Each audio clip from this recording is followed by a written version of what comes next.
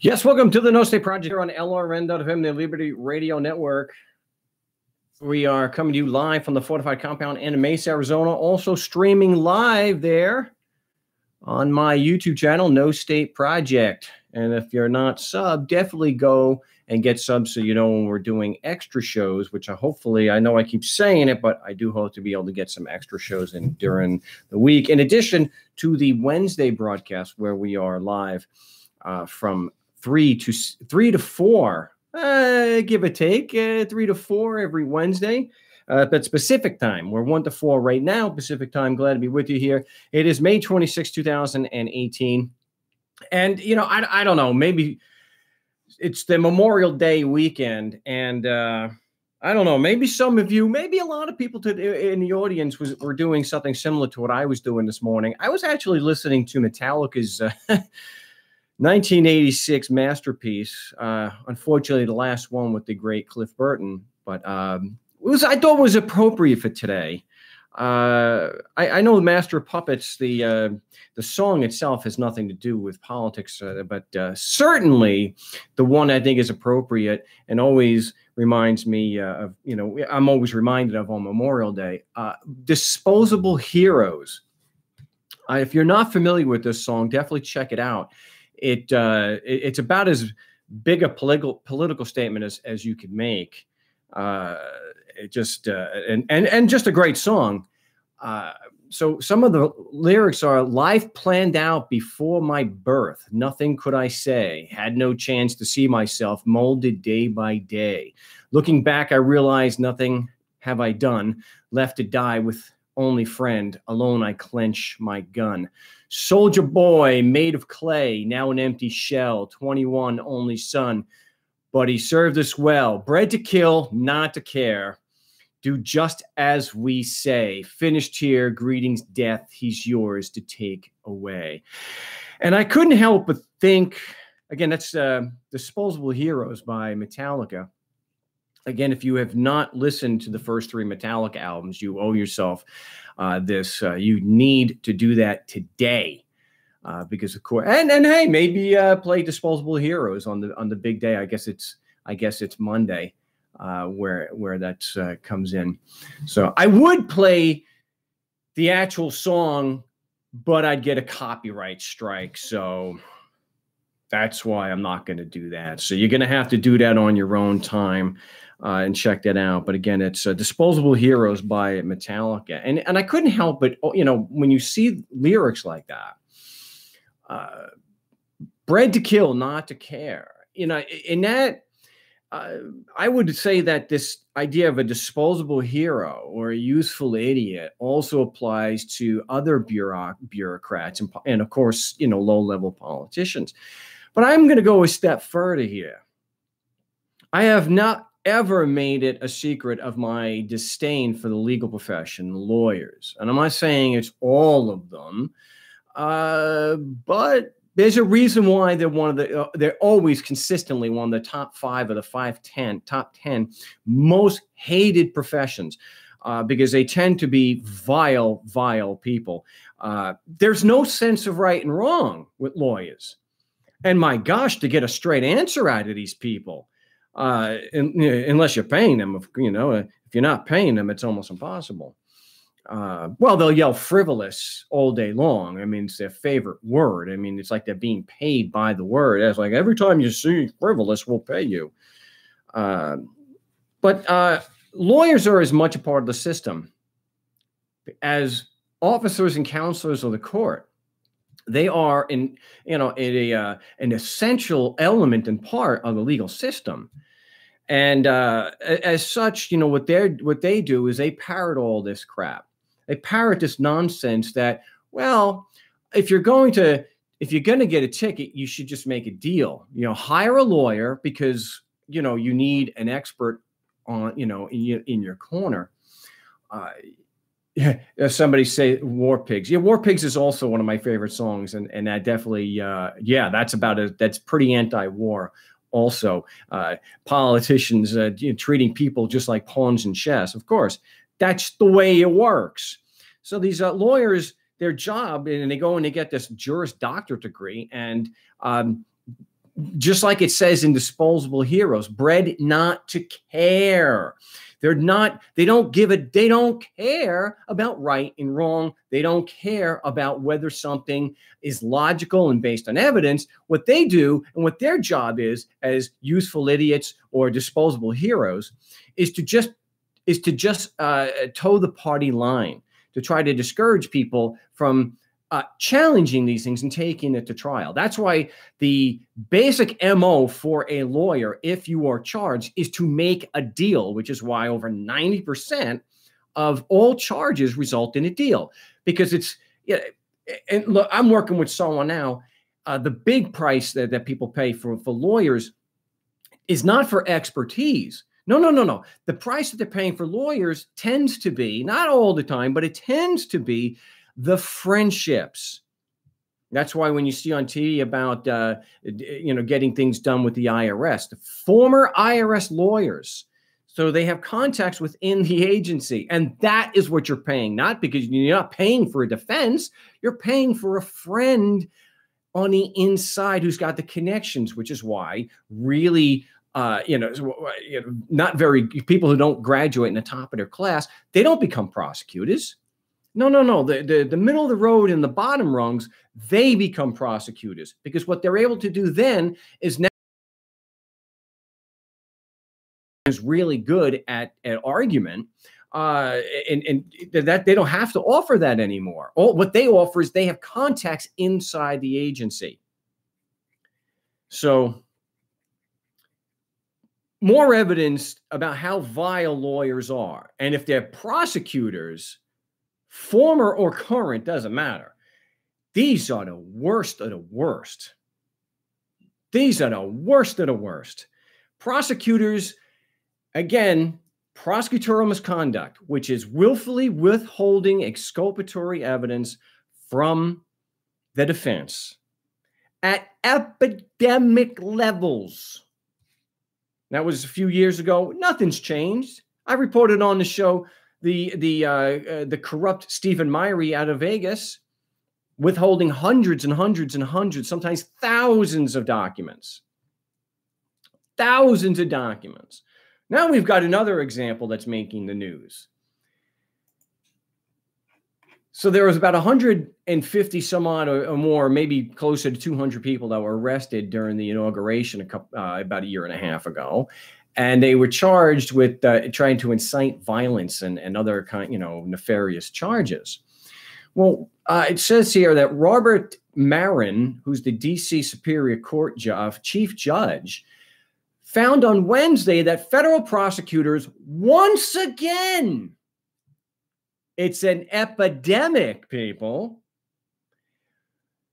prosecutors suppressed potentially exculpatory evidence against 6 Inauguration Day protesters. Now, this is something that goes back to some of the other protesters, and so about 100 some odd indictments were already tossed out because they already have a pattern of withholding exculpatory evidence. And exculpatory evidence is or Brady material is any information that shows that you're innocent, and any information that you can be used to not only impeach the validity of the evidence or the facts being used against you, but also information to impeach the witnesses that are being brought against you.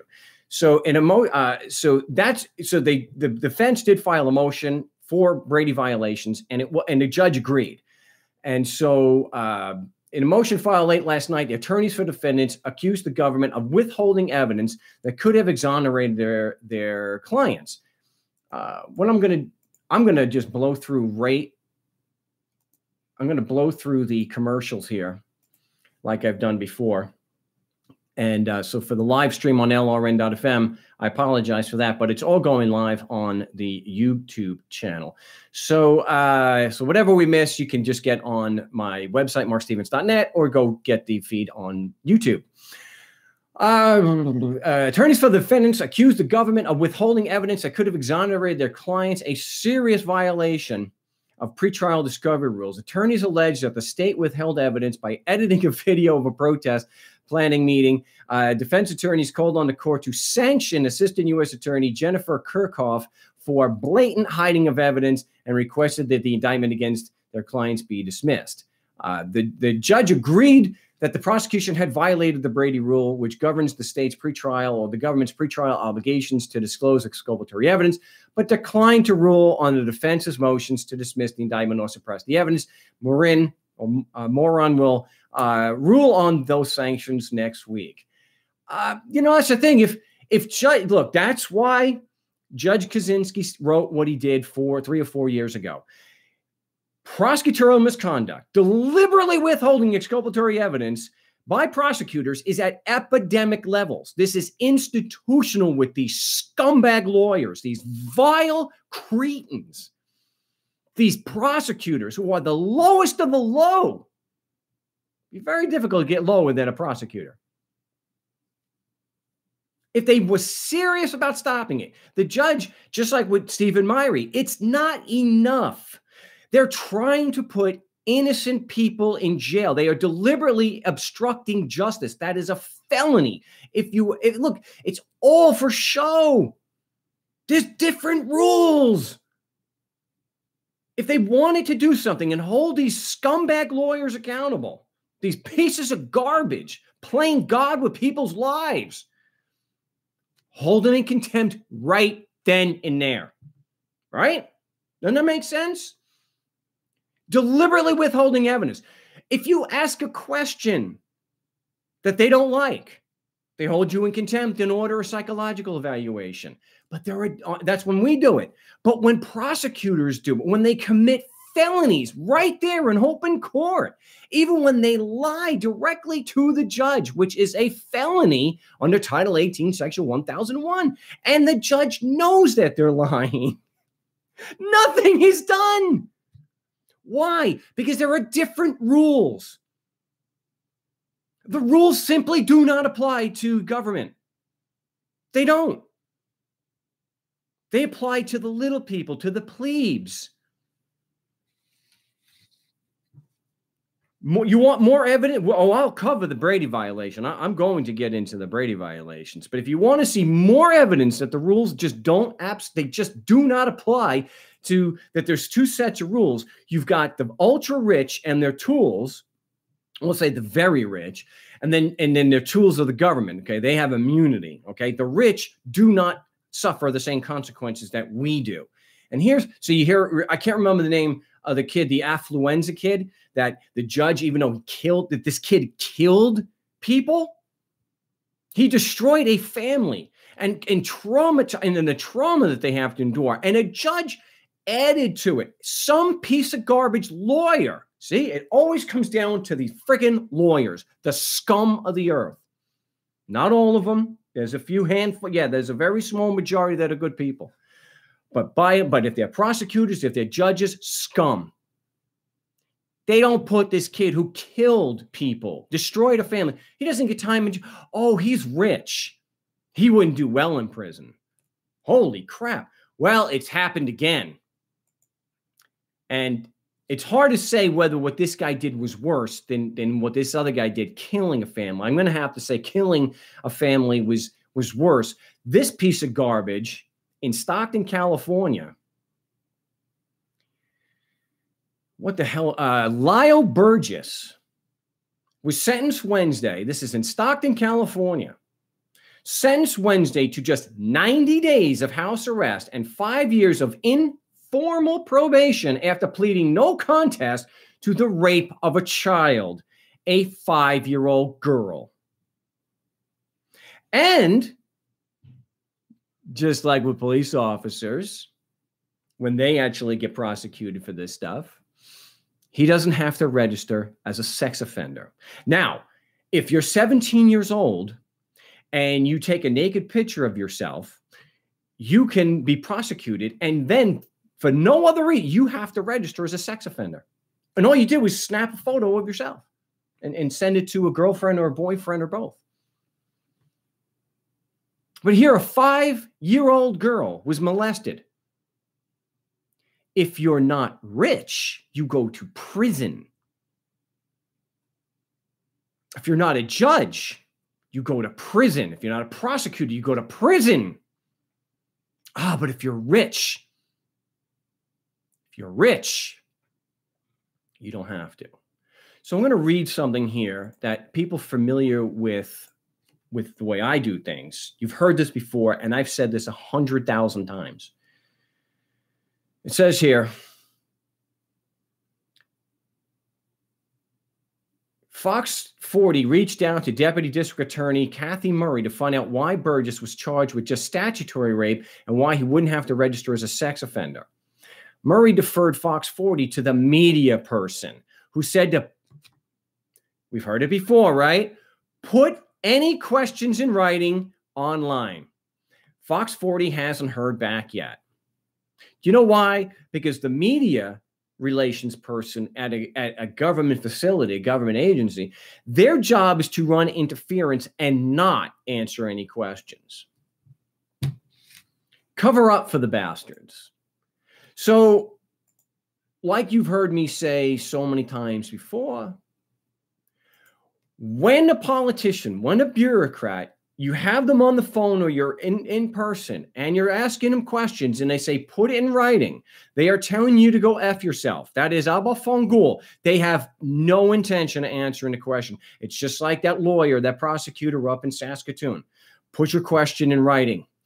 Will you be responsive to the question? I will respond. And that's the way these lawyers are. You know that they're lying, and they just continue to lie without a hint of shame. Because why? They were molded day by day not to care. That's their job, not to give a damn, because they don't see us as human beings. They certainly don't see us as equals. They don't give a damn. So what they do is they lie to you, put it in writing, and then you ask them, will you respond? Be responsive. And they say, I will respond. And that's not an answer to the question. And this is something you deal with if you get a traffic ticket or any other kind of ticket. You're going to deal with these scumbag lawyers and these politicians, these bureaucrats who will not answer a question directly. Saying you will respond is not answering whether you will be responsive or not. That just requires a yes or no, like an adult would do. But yeah, I'm saying adult as if we can say that most lawyers are adults. They're rich, they got a lot of money, they got a lot of prestige, they got a lot of they're certainly higher up on a political pecking order than us. But principles of right and wrong. How many lawyers do you know that actually go by right and wrong as opposed to legal or illegal or whatever the hell a judge, another lawyer will let them get away with? I had a prosecutor tell me directly he is not going to meet his burden on anything unless the judge makes him. He is going to do the bare minimum, whatever he has to do at the bare minimum in order to get a conviction. He will absolutely not do anything beyond what the judge will force him. And that's the thing. Lawyers, and this is somewhere people want to say, well, Lord, the court said here. Yeah, you know what some other things the United States Supreme Court has done? Oh, that's right. Oh, forced sterilization is okay according to the United States Supreme Court, even when the prosecution has lied. Forced sterilization, the Supreme Court said, oh, let's see. What did the Supreme Court also say was good? Slavery. Slavery. And you go, well, but Mark, that was 100-something years ago. Well, they also said, well, segregation. The courts have a pretty bad history on principles of right and wrong. So trying to go, well, Mark, the court said this. Yeah, the courts have said a lot of good things. The courts have said a lot of bad things. And I'll hang my hat on the fact that they ruled that slavery was good. Owning people as property, good. Oh, not paying a tax, that's bad. Do you see how disgusting a moral compass these people have, if you can call it that, or a principle of right and wrong, so I don't offend the nihilists? Owning people as property is okay, but not paying a $1 poll tax, whoa, holy crap, they lose their mind, put them in jail. You see, if your principle of right and wrong is just what a lawyer has said, you have problems, my friend. You have serious, serious problems. You're not somebody that I would ever want to voluntarily interact with. Oh, I guess that's why you don't have a choice when it comes to these government people. It doesn't matter. So here we go. To get back, prosecutors, and that's not just the prosecutor's fault, even though they should have charged him. It's the judge. The judge is the one that didn't sentence him to prison. The judge is the one that is ordering that he doesn't have to have register as a sex offender. Can you imagine that? See, money.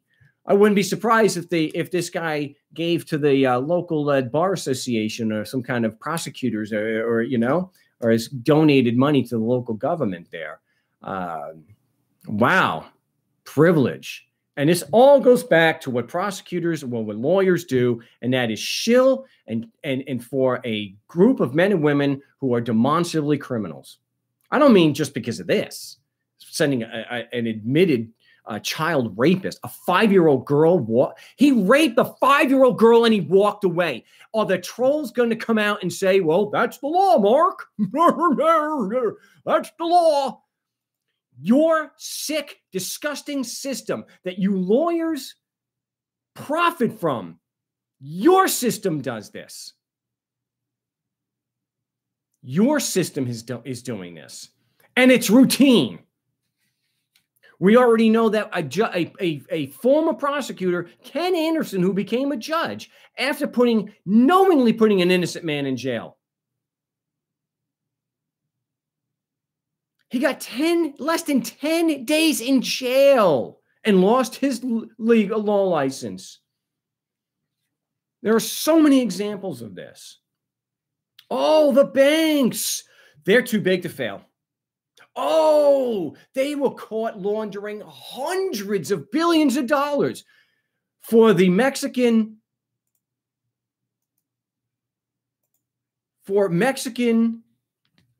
drug cartels. Go look it up. I'm not making this up. Nobody went to prison. Nobody. Why? Because you've got the rich whose tool they use it called government. And the rich have always used the government, these useful idiots, these disposable heroes. They have always used them as a tool to keep their position. Always. So you and I, you don't pay $100 tax? You ask a question? You dare ask a question? You go to jail. But if you're a banker and you launder hundreds of billions of dollars, well, let's just say $1 billion. You launder $1 billion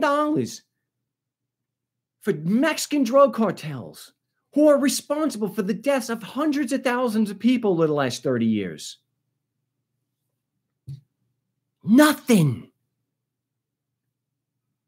Nothing. But what can you expect?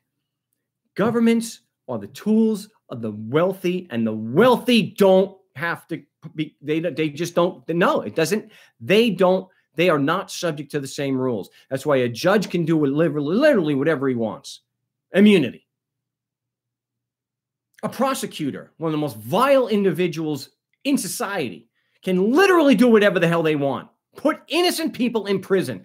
One prosecutor in United States history, even though it is at epidemic levels, one has actually been held accountable for it. So when these lawyer types start talking about the rules, we have what's called the double standard. They don't give a damn about the rules. Well, Mark, rule 707 or 702, they don't care. When are you people going to realize or accept the truth? When you go to court, a lot of the times, they don't give a damn about the rules. They don't care.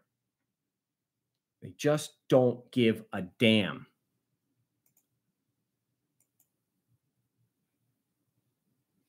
Yeah, I know. The divine right of the rich. Someone rich has to really see there. If someone rich like Martin Shkreli, if he screws other rich people, you screw your own. Sometimes they actually go to prison. It's a very rare thing. Here you've got Stockton businessman Lyle Burgess raped a 5-year-old girl, and he doesn't get time. Oh yeah, you guys got a wonderful system there. Wonderful. Oh, so just keep shilling. Just keep posting this crap about your system and how wonderful it is. Yeah, someone saying, yeah, when the cop is a witness, Rule 602 goes right out the window. Damn right.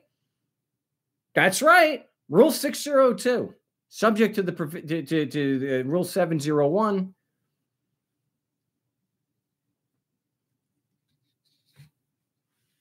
You got to have personal first-hand knowledge of the matters you're testifying to. You got that's the rule. That's really what you define a witness as. So if a police officer is testifying that the laws apply to you and he had jurisdiction to stop you, does he have personal knowledge of that? He's testifying that he has probable cause, the laws apply, he has jurisdiction, and you violated the laws. Does he have personal knowledge of that? I'm going to go with no. No, they do not.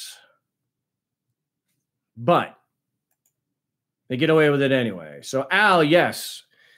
People who rape children should get the death penalty. I'm with you on that one. Yeah. As long as the evidence is just ironclad and you don't have prosecutorial misconduct. I'm generally against the death penalty because the system is so corrupt. But an admitted rapist of the admitted rapist of a child, I can't. I would look. The trolls had their outrage at me.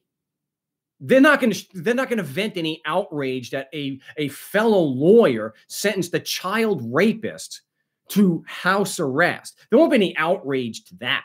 No, I'm the worst person in the world. Huh. Yeah. Oh my gosh. All right. So I'm going to have to wait to a break to actually get on to the caller line. So I'm going to, I will take a break, the next one. But what I'll do is like during the top of the hour break, if you guys want to chat during the show, I'll respond to the YouTube comment. So if you have a question or a comment, you can do it there, and I'll respond that way, and so I can keep everything muted up and get back to you. But the Brady violations. Somebody asked how do we respond to Brady violations? Well, part of what I was discussing before with these vile attorneys in DC, you have to move for dismissal and you have to move for sanctions. Now, you could get a dismissal. Are you going to get sanctions against the prosecutor? No. That if you fail to disclose something to the prosecutor, you're looking at contempt. You're looking at sanctions. A prosecutor? No. And so that's like the grain of salt you've got to take all these 2 or 3 shills, these lawyers who keep trolling my website. They talk as if the rules apply to everybody and across the board, and that's not true. They don't. So here, you're not going to get. I would still push for sanctions, and I would file a complaint with the Bar Association. I would still do that, though nothing's going to come of it. Probably, at least in California, you can't file. The Bar Association's official policy, at least what they told me, was that they will not investigate claims of prosecutorial misconduct unless there is an actual order from a judge, like what happened with Judge Marin in D.C. Unless a judge, a fellow lawyer, says it's misconduct, it's not going to get investigated. So, hey, way to go, Bar Association. That's right. Because lawyers are so special, you get to self-regulate. Oh, yeah. And who made that decision? Oh, that's right. The lawyers did. Oh, and could anybody possibly object to that? No, not even the government, because then the lawyers who infest the courts would just strike it down. Yeah. We all have to be subject to regulation, but the lawyers don't. Just exempt themselves from the regulations. These horrible, these vile people, maybe in a biological sense. So how do we respond to Brady violations? Definitely file a motion to dismiss for prosecutorial misconduct and file the motion in limine. Now, motion in limine, what that's doing, it's limiting the arguments that a prosecutor can make. And much to the lie, contrary to the lies that are said about me, we have had the motion in limine granted, just like we've had the motion to dismiss granted. The Brady violations, just to make sure I'm covering all of this, it is withholding exculpatory information or evidence. So if, like in this case, I talked about if they're withholding, let's say they have a video and they are not giving you the entire video. They're giving you the video, and like here, they have edited it. And you can't necessarily tell that they've actually cut 2 or 3 minutes out, or even 20 seconds. You don't know. And so they deliberately leave out what makes you look innocent. And it's also information regarding the witnesses. Now, I've already mentioned that I believe that this is a serious Brady violation. And I know people disagree with me. Reasonable people can. If the witness is not qualified or competent to testify against you, and it's the prosecutor's job, their obligation, to make sure that they're not calling unqualified witnesses, that they have to do an investigation before they put them on a witness list and rely on them. So, like I mentioned, the police officer has written a ticket. He's made legal determinations and made legal opinions against you that the prosecutor is now trying to prove beyond a reasonable doubt. So the police officer made these determinations and opinions that, hey, I see Mark, he's physically in California. That means the laws apply. Great, I have jurisdiction. And because I believe he may be violating the sacred writ, that gives me probable cause to then investigate. These are legal opinions. These are legal claims or legal determinations. And in a lay sense, they're legal conclusions. He's looking at certain facts, applying the law, and making it a conclusion. But I'll say it's a conclusion, a legal conclusion in a lay sense, but it's an opinion nonetheless. He's going to be, he's already, now, those are put into the court record with his, with the police report and the complaint. And the complaint is usually certified. So like when the IRS files an affidavit of good faith, that is testimony. That is sworn testimony that, if not rebutted, stands as fact. That's sworn testimony. Now, exculpatory information or impeachment information, if the police officer was not qualified to make those opinions, if he wasn't qualified to make those determinations, if he didn't have personal knowledge of those opinions to support those opinions, he's not qualified under Rule 602 or 702 in California. Because that is impeachment information, the prosecutor is required to tell you, by the way, my cop here who said the laws apply to you does not have personal knowledge of that. I'm going to be a prick, and I'm going to put him on a stand anyway. See if they had any decency whatsoever and any balls. Prosecutors would just tell you that. F you, Mark. I don't care if this witness has personal knowledge or not. I'm going to put him on the stand anyway. Because you know why? That piece of filth with the robe on is going to let me get away with it. So how about fungal? The rule doesn't matter. File your Brady violation. I don't care. Why? Because I don't have to care. Yes, I have a troll with me now. They don't care, but they follow my show with every word. So you don't care, but but hey, appreciate the view there. One of the trolls who thinks I've never ever had success in court, and none of the people that I've worked with has had success in court before. Keep that lie, although, yeah. Okay. So the prosecutor has to tell you that, or it's a Brady violation. He's knowingly relying on a witness that doesn't have personal knowledge to support his claims, and he's going to put him on the stand anyway. And on a direct examination, have him repeat those opinions, claims, and determinations. And then when you and I on cross-examination, now obviously you should be objecting. So when we're there at the before, we should be objecting to the prosecutor putting the witness on the stand. Objection, the witness does not have personal firsthand knowledge. The judge is going to say, Abba Fangul, Rule 602 doesn't apply to the prosecution witnesses until you cross-examine him, you stupid jerk.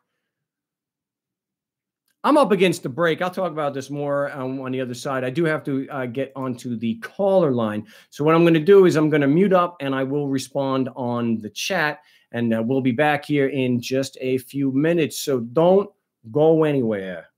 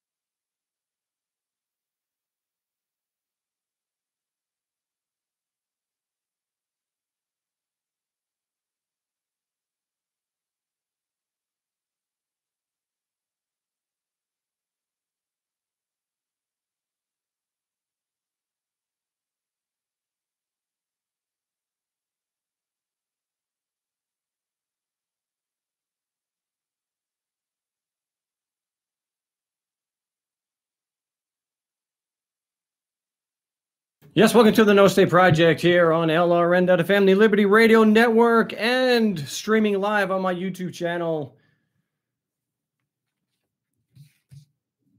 No State Project, live from the fortified compound in Mesa, Arizona, because, hey, people who question and use their brain and don't just take the crap that's handed to them, crap such as, well, government is an agent of the people. Yeah, so because we challenge that, we're skeptical. Actually, look at the actual evidence instead of just taking this crap. Well, the laws apply because the laws apply. The laws apply because the laws apply. Or the laws apply because it's a matter of law. We see through that hollow crap. And because of that, we don't live in a house. We don't have a home. No, we have a fortified compound. Okay, whatever. Okay. I will cover more about the Brady violations. I want to get to one of the calls who's been very, very patient. He's been on the big show before. We have Marcelo from Pennsylvania. Welcome back to the big show. What can I do for you today? Hey, how you doing? I'm doing well. There's been an update with these thugs. I'd had a few motions, a bill of particulars, which really enlightened what they were doing. And also I had asked the judge to recuse himself. He happened to be the president judge. And I got back an answer, an order, which said that all county judges, including senior judges, had to recuse themselves from my action. So in the county I'm in, there isn't a judge that can adjudicate it. Oh, they could just pull a pro tem in from another county. Okay. I had made a motion to remove it to federal court. Was that thrown out? And no, they were kind of sitting on it. And I'm thinking a demand for dismissal. I mean, they've been so much egregious activity, including falsification of evidence and all these issues. I'm thinking this is their way to kind of back out of this thing. I got to tell you, I'm very surprised that the feds have not thrown it out. I mean, if the feds are holding on to it, that means that the lower court technically is not able to proceed at all, because they would be stepping on the jurisdiction of the federal court because it was removed. So I know I looked at the law. They may proceed, but the federal court hasn't, as I can tell, taken it yet. Oh. But there isn't a judge now in the county. So, I mean, there's no judge in this county where the action started who can take it. And I'm looking at the order right now. I just got it in the mail. It's, I don't know, it looks like 12 judges or 15 judges. They all signed it. So nobody's going to take the case. So do you actually have documentation to show that every judge in the county has been recused? Yes, I'm looking at it right now. You need to send that to me. Okay. I'll scan it and email it to you. Yeah, I'd definitely like to see that. Wow. So it's I just. Told you, I mean, this thing it started in Philadelphia where they falsified documents, and like that mafia there linked up with the people here, and they did a favor. They thought it was going to go away, and they made a huge mistake when they were putting a court order in the file that had not been stamped by the clerk, and it resulted in them, kidnapping a child. Wow. My child. It's very unusual that this is, wow, there's definitely more going on here than meets the eye, because two things: for every judge to actually do that is astounding. And it's similar to what someone tried to claim in California, but you're saying you actually have the proof of that. And then for the federal court to not immediately toss out the removal and send it back. I wonder why it's unusual that they'd be sitting on it like that. They should have just been in order that no, we're not But the fact that they haven't actually removed it, that might be in and of itself the answer. It's like doing a habeas corpus. So let's say somebody gets 60 days in jail, and you challenge it, and they don't move on it for they just don't respond to it, so it goes nowhere. And with it being a habeas corpus in a civil motion, I've become quite familiar with equity courts, and that's actually kind of what support is. It's an equity court. They're required to move on it, or you can go for a default judgment. I got this information recently. Okay. I don't know. I think I'm thinking about going for immediate moving for dismissal, also prosecutorial misconduct, because they haven't answered the bill of particulars, which they're required to answer. Did you also put 14 days answer? Well, if you did the discovery request and you got the motion to dismiss, the fact that the record is devoid of facts that would prove, look, the only thing that they have to prove your physical location, to prove that the Constitution, a written instrument, applies to you is your physical location. Now, logic dictates, and of course, because it's a written instrument, your physical location is in no way proof on its own that the Constitution applies to you. So on that issue alone, and the fact that they don't have a witness with personal knowledge that the laws apply and that you violated them, on that issue alone, you got prosecutorial misconduct.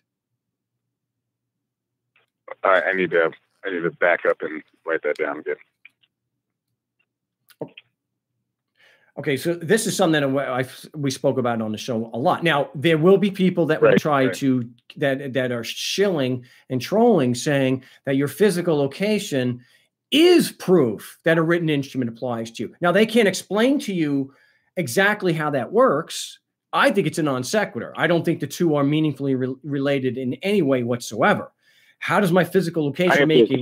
I have to accept it. I mean, if I'm operating in my personal capacity, I have to accept it, right? That the law applies to me. You can't just tell me the law applies to me. Well, there has to be proof. Yes. And their basis is, And again, there are a certain amount of people who at least seem to have a vested interest, and they make their money from that system. And they're going to, that's all that's necessary. And look, there's 4 elements that are necessary for a written instrument to apply to you. And that is an offer, a meeting of the minds, freely given consent, and valuable consideration. Here, you've got physical location is not one of them. And no one is able to demonstrate the logic and the facts behind how a written instrument applies because you're physically in Pennsylvania. They can't do that. The only thing they can do is make an appeal to authority or keep asserting the claim.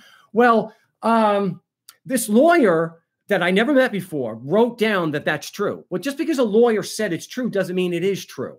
And yes, somebody may argue, but that's precedent.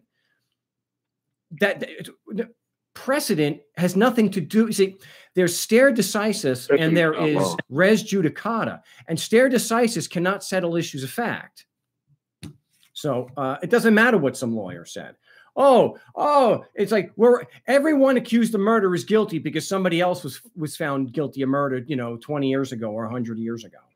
So I do have a template for the motion to dismiss for prosecutorial misconduct, so you can get that from me. Okay. And that from the website? Just email me after the show, and I'll get that to you. And your email is up on this site, or do you have a general one? It's on the website, but it's markstevens@mail.com. Okay, I'll shoot you through this and take a look at it. I was kind of shocked. I had only asked for one judge. I got them all. I was like, great. Wow, that's fantastic. Frame it. All right. All right, Mark. All right, yeah, we're up against the break anyway. So I appreciate the call. Good luck, and let me know how that turns out. We'll get to another call after the top of the hour. I think we had a Skype call. I love the logic, the so-called logic that people have. And this is something that is shill for the system, a troll who, for some reason, absolutely can't see that the system does anything wrong. The system is perfect and never admitting anything wrong. So the logic there is impeccable, that just because courts find jurisdiction every day, courts don't find jurisdiction every day. If you sue them, they always challenge jurisdiction. And guess what? They almost never allow us to proceed against them because they always find that there's no jurisdiction against the IRS or a prosecutor. So jurisdiction's not determined every day. Get your facts straight. But we'll be back in just a moment, so don't go away.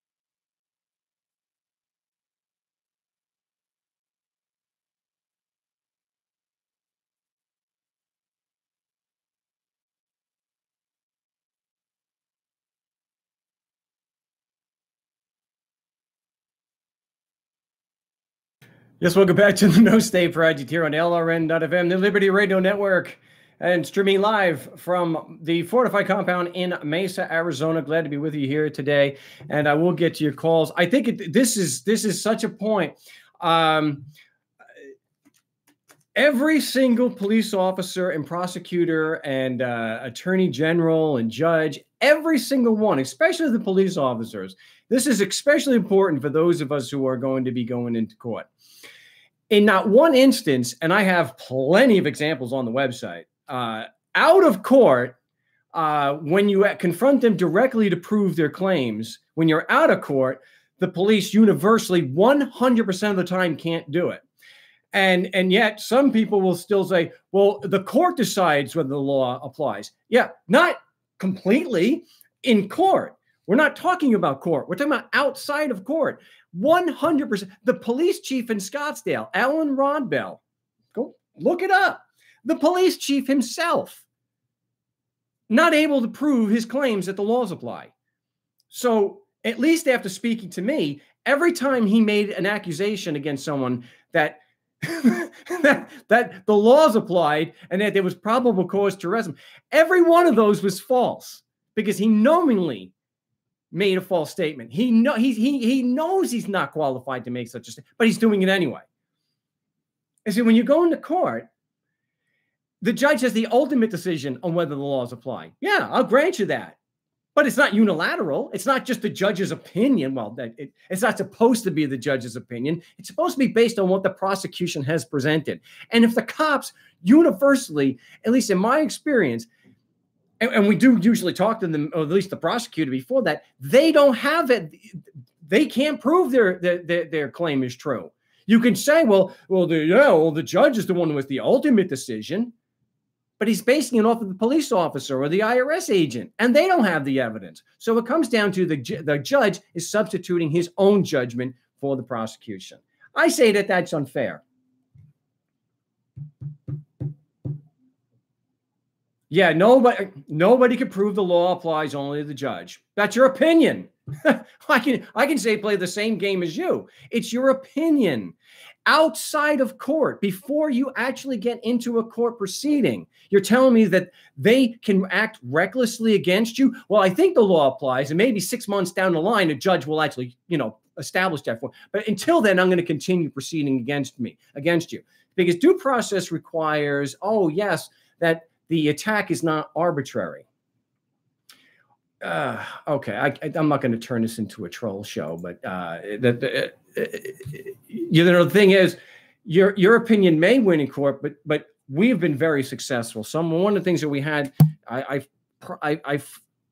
have more success stories that I posted yesterday, and what was great about one of them is that I was able to show, contrary to what these shills and trolls say, that I take credit for where no credit is due. So if you go, you can see Gilberto's in Texas. Had nothing to do, as far as we know, had nothing to do with the defense. It was because the trooper doesn't work there anymore. So if you doubt that my opinions or the way I do things works and has success, we also have from the video yesterday and the documents on markstevens.net, you can see that Ron got 3 more charges thrown out. So that's the way it is in court. In some cases, it's a pure crapshoot where unless you're Jerry Spence, you will win and you will lose. Trying to judge a defense off of what a lawyer says, not really the best way to go about doing things. And the idea that the police officer doesn't have to support his arguments and claims against you, I'm going to have to just go ahead and disagree with you. Because yes, when you have, let's say, for example, demurs in California that were granted, if the judge sustains the demur, then yes, that is evidence that the motion or the demur was granted. If you're just some YouTube shill, yeah, you'll overlook the evidence.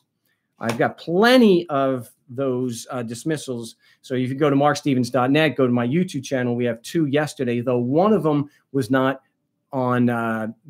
based on the defense that I helped them with.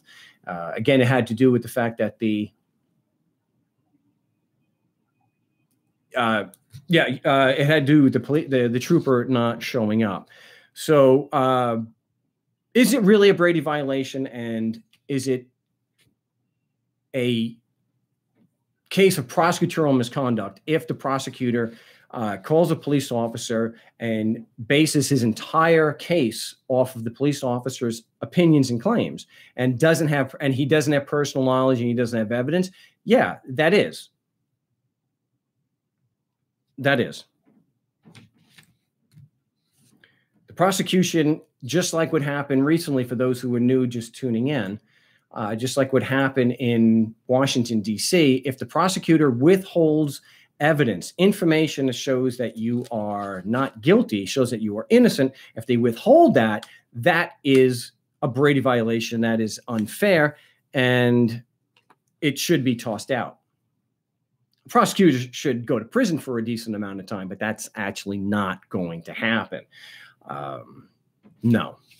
So I want to explain. Gosh,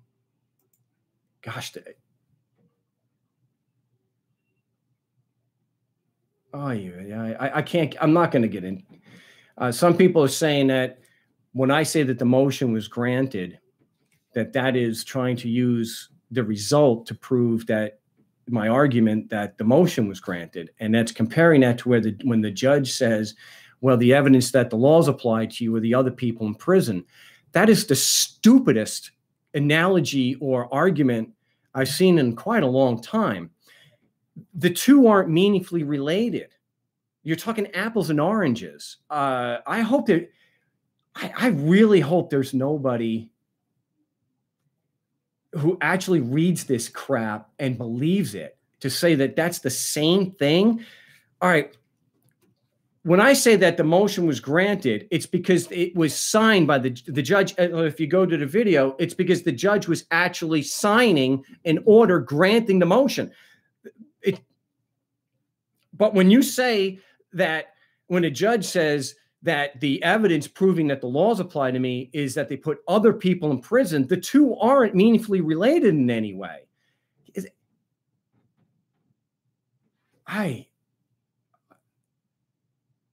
I can't. No, this is pure stupidity. At some point, trolls got to be cut off, and that's just. Oh my gosh, that is just crazy. I do want to mention that Sebastian, who's called the show before, I was expecting him to call in. Sebastian in California did not have any success. They did rule against him in a parking ticket, which I don't know if he's going to appeal that or not, but we shall see. But it is just a parking ticket, so there's not too much at stake there. So, but it does show again that not everything is going to get tossed out, and we make that clear. It's about damage control. You're trying to limit the amount of damage that these predators are trying to do to you. And when I get into it, is that, for the people who disagree with me, and this is something that it gets right to the heart. This is the foundation. To be able to go in and be effective in court, I believe, and the reason why we've been able to be successful on 4 continents, because yes, we have had success in Israel, documented success in Israel. It's because we're taking more of the context. I think it's critically important that we look at the agency or the people that are attacking us. Now we're up against the break, so I will continue in the chat. So we will get back to the foundation when we get back. And I've had all I can take from the trolls, so I'm just going to address real criticism here on the big show. We'll be back here on the No State Project in just a moment on LRN.FM, the Liberty Radio Network, so don't go away.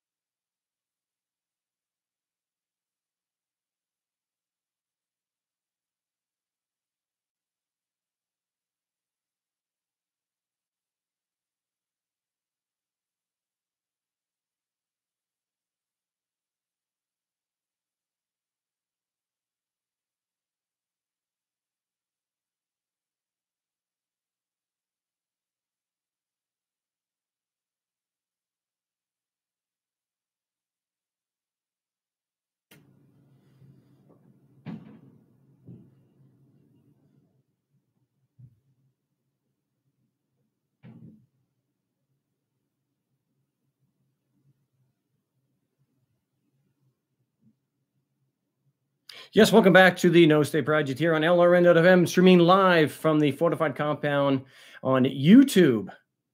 It's a No State Project on YouTube. Get sub today. And so when we do other shows, you will know, especially since I may not be able to have advanced morning, notice warning. But I'm glad to be back here. I actually haven't given the caller number, but it's 218-632-9399, 218-632-9399. The passcode is 2020. I don't know. I didn't think I was coming across as angry. I don't feel that. I didn't think I was angry. You get a little fed up with some of the stupid comments that I've made. But, bottom line, what it should be is, dissent is welcome, and you can call the big show. But one of the questions that has to be answered, and not with this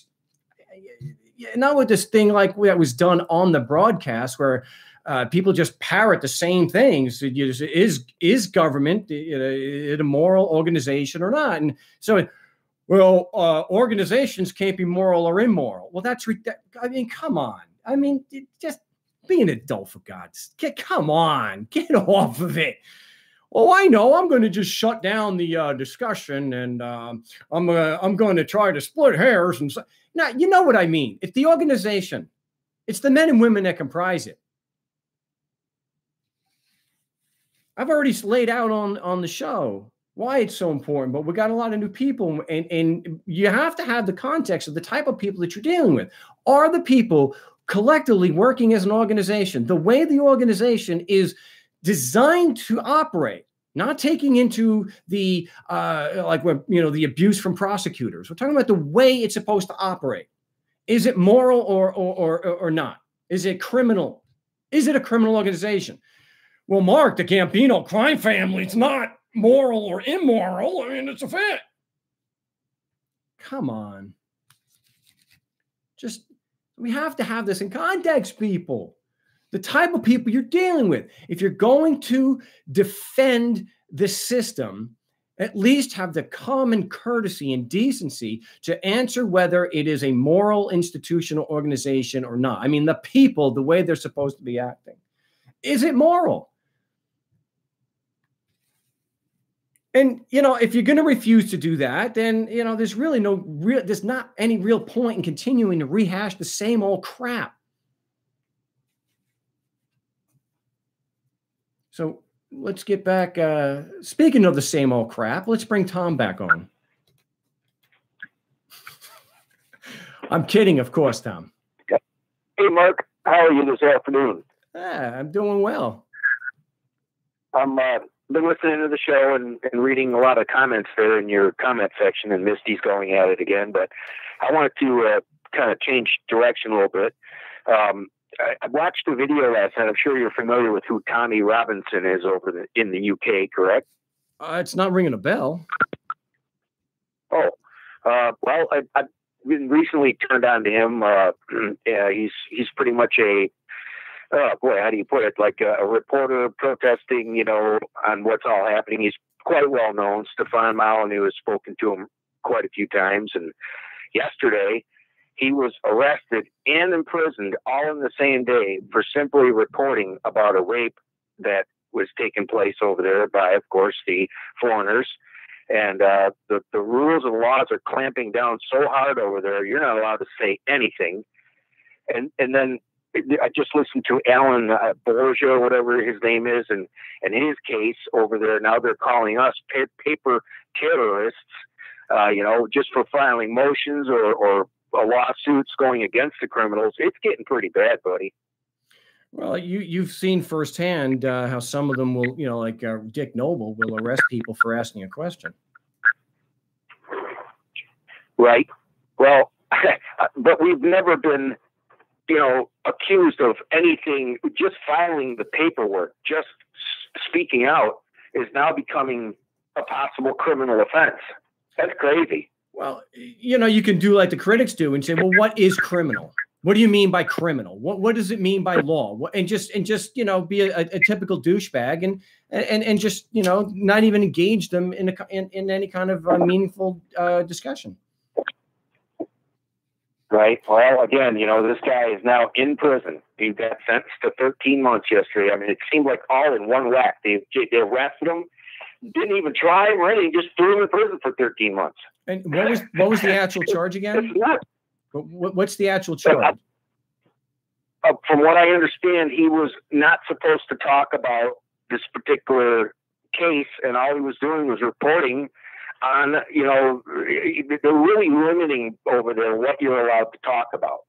You're not allowed to, all he's doing is reporting what he's seeing, just discussing it. You're not even allowed to do that. And I believe that. I'm trying to dig a little deeper into what's going on, but that seems to be the gist of it. It's a pretty good video Molyneux's got out right now. It came out last night. It's got almost 200,000 hits on it right now. Yeah, well, that's all right. Well, he gets enough exposure, so let's just keep things to the issues here. Okay, right. So he was just acting as any journalist reporting on something outside the courtroom. Yep, and he's been ongoing with this one particular one, from what I understand, and just the general issues they're having over there with a lot of women being raped and molested and everything, and they're not allowed to talk about that because it puts the foreigners in a bad light, and they don't want you to do that. So I don't know. It's just and again with this paper terrorism, that thing that I listened to the other day with Alan, that was crazy. And at the end of it, even the judge said to the prosecutor, "Wow," he says, "it sounds like you're going after a mosquito with a bazooka." They were trying to give him 14 years in prison from what I understood, for filing lawsuits against these people that are attacking him, and they were claiming that he is making their lives so hard, and they're living in fear, and they can't even function. I mean, it was crazy what this prosecutor was saying. I couldn't believe it. Well, someone's saying here that breach of the peace was the charge. I mean, what actual facts were the? I don't know anything about it, so I don't have an informed opinion. I can't even make a legal conclusion from it because I'm not a judge. But right, was there an order? Did the judge specifically order him to not discuss? That's a possibility. That is a possibility. Like I said, I'd like to dig deeper into it, but okay. So just in general, but if that happened, wait, Tom, see, if that happened, I reported recently where it came out where a judge ordered a defense lawyer not to discuss the case, and he went and it's not rape or anything like that. It's not, doesn't involve children. It's basic code violation. Well, the attorney on his Facebook page still talked about it, and the judge held him, try to hold him in contempt. He was able to get that thrown out on a petition for a writ, and the higher court said you can't order the attorney not to speak on a silly little case like this. So, but if that was the case, that I can understand, why they went after him. It doesn't justify, of course, the time. We'll be back in just a few moments, Tom. So just hold tight. We'll be back on the Nest Day Project in just a few moments. So don't go away.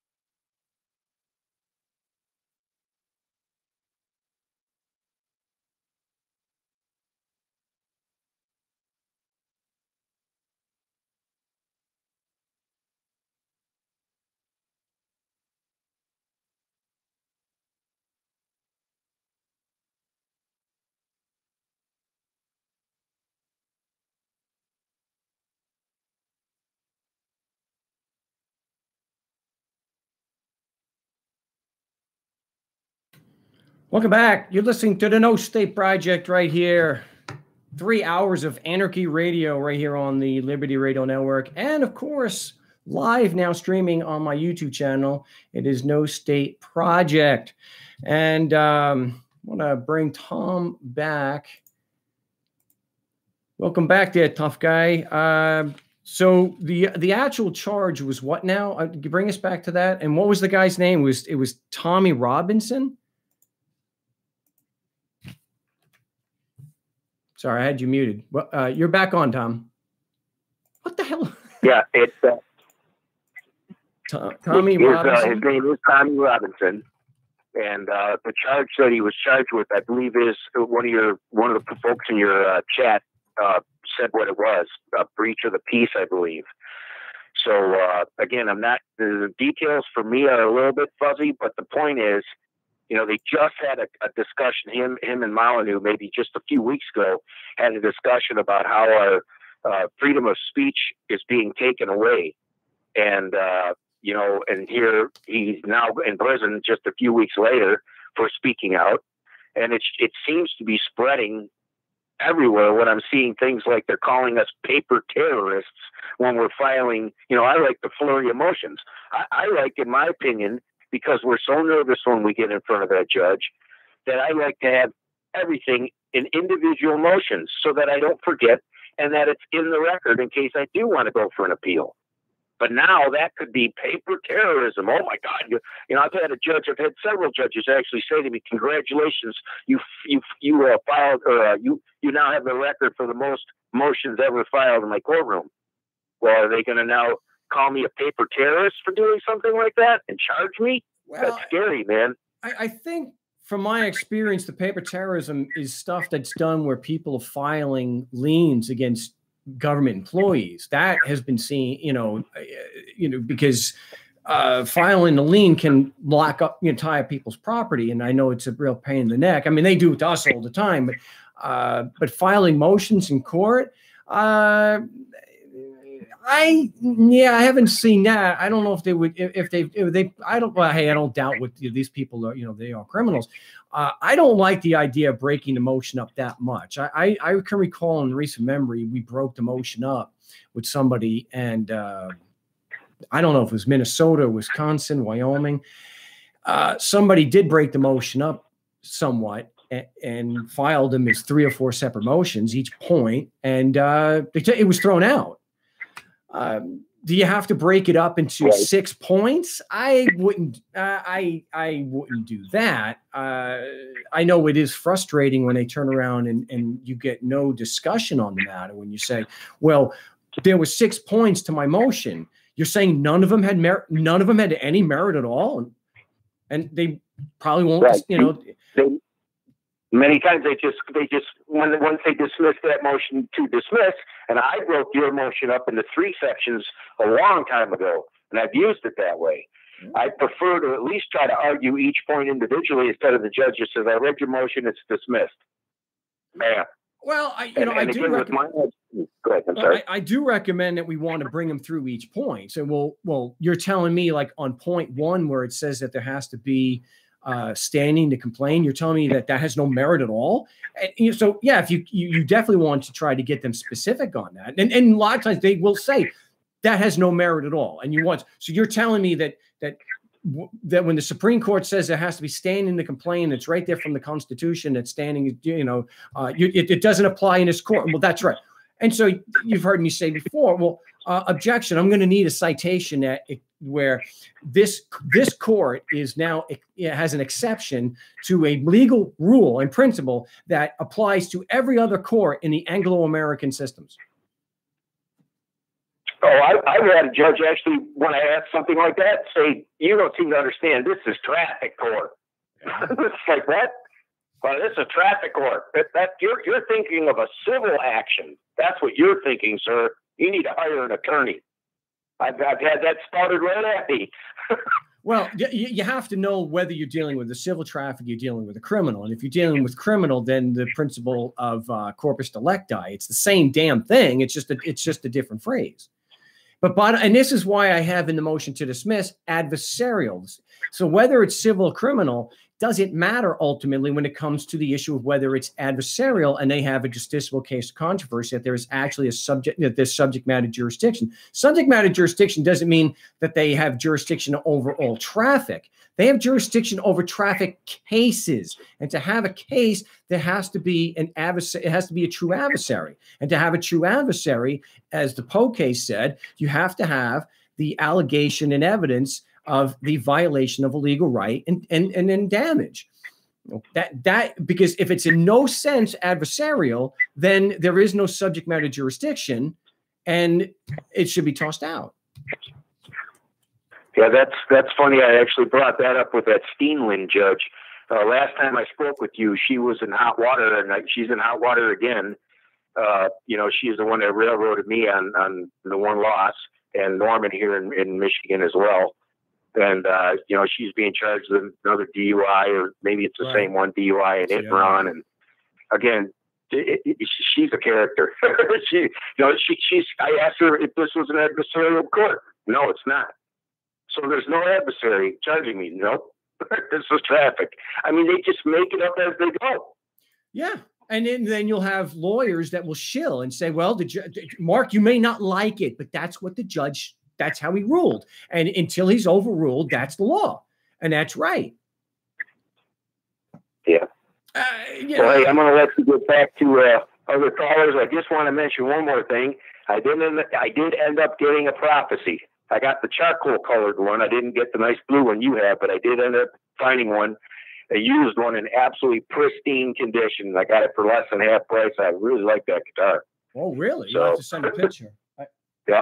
For those who aren't aware, this is, and my buddy Chris, who plays the blues music, actually just got me a really great gift. I've got a Fender. It's 15 watt. It's all tube. Yeah. Let me just see if I can do this. But it is plugged. It is plugged in. I gotta see. Let me tell you something. This son of a this little amp. It's all tube. It may only be 15 watts, but the tone on this is amazing. And the thing is, when you look at the Les Paul, I don't know if you can see that it has EMGs. Right. Yep. Yeah. Those are not original. All right. So yeah. So yeah. One of these days I have to get up there. You got to come down here, and we got to get a jam going. Yeah. When I haven't played with other people in so long, I play for myself. I just basically just play and play riffs and stuff. I don't even know entire songs anymore. So I don't know how that would pan out. Although 1, 4, 5 blues progression we could all do. I don't know. I know a handful of full songs. Most of the time when I get together with other guys, I don't give a damn. I want to get the song going, get a nice groove going, and I want everyone to take turns improvising.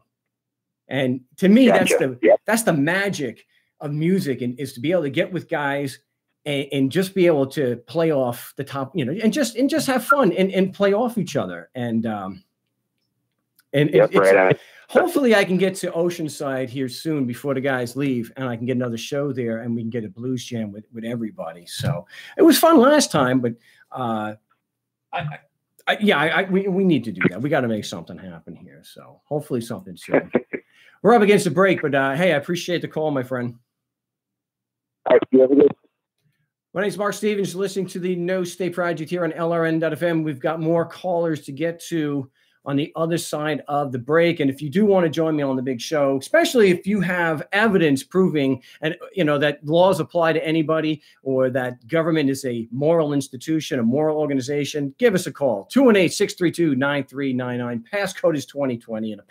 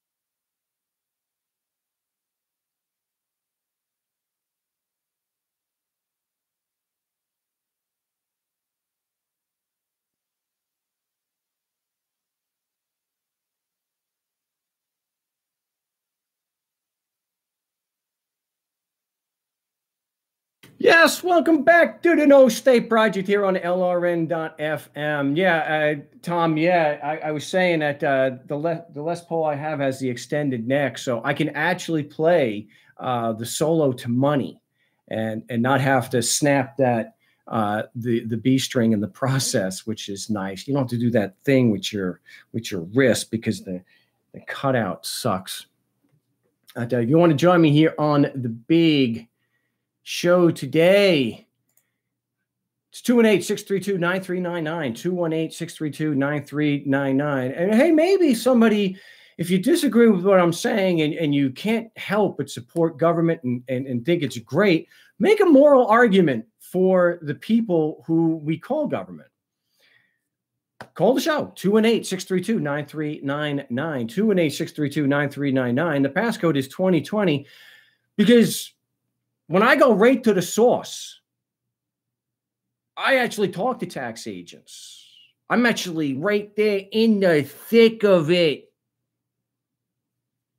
Spoke to a tax agent again the other day, a supervisor in Missouri. If I was to do things like your organization, the state government, and I was to force perfect strangers to give me money, would you consider me a criminal? And what did this individual from the Missouri Department of Revenue, someone who, that the critics just seem to love, that they're just this bastion of truth and justice and due process. He started talking about and went on a 1-minute narrative about how he may not like paying taxes, but he does. And we have the roads and, my roads, and we have we have the police, and we have this and we have that, and we got the service. But that doesn't answer the question. I'm not going to answer your question. See, when I go to the actual source, when we're actually helping people, which we've gotten a lot of tickets and assessments thrown out, the ones who actually are hurting people, the ones who actually matter ultimately, not trolls on Facebook, not trolls on YouTube, or, the people I'm working for and helping, and that I'm going directly to the source. For some reason, these government agents never seem as certain. They're never as certain as an internet keyboard warrior. At least the only reason why they're talking to me is because they kind of, in one sense, they have to, because we're trying to resolve a conflict there. But let's bring back to the big show Chris in Texas. Chris, welcome back to the big show. Hey there. Yes, I'm actually having a little bit hard time hearing you right now. Really? Yeah, it's a little low. Don't know why. No one's been okay. That sounds better right there. Okay. Okay. I put in a motion to dismiss for misconduct in the prosecution. And it pretty much got denied. The response was they're not exactly sure what questions I'm trying to get answers to. I mean, obviously it's the same thing, show that the laws and stuff apply, right? Well, they pretty much told me that in my state there's a prosecutor for the police officer. Well, he told me that if there's nothing that the police provides, then that's all we're going off of. And the limine was denied because they told me that there's a bigger issue than just what we need to argue. And I specifically asked him, it's not that this is the only thing I want to argue, but we need to get these facts out and on the record. Well, okay, well, let's discuss the misconduct. And I covered that earlier. If that's all the police officer has provided, the prosecution is required to ensure and do an investigation and ensure. And this goes for anybody, whether you are a plaintiff or a defendant. You are responsible to make sure that the witnesses that you rely on are competent and credible. That if they are not competent and credible, they don't have the information, let's say personal first-hand knowledge, if they're not qualified to testify, the prosecutor has to tell you that. So this playing stupid routine, what you could have said is like, look, bottom line, I asked you for the name of the witnesses with personal knowledge of this. Either you have witnesses with personal knowledge or you don't.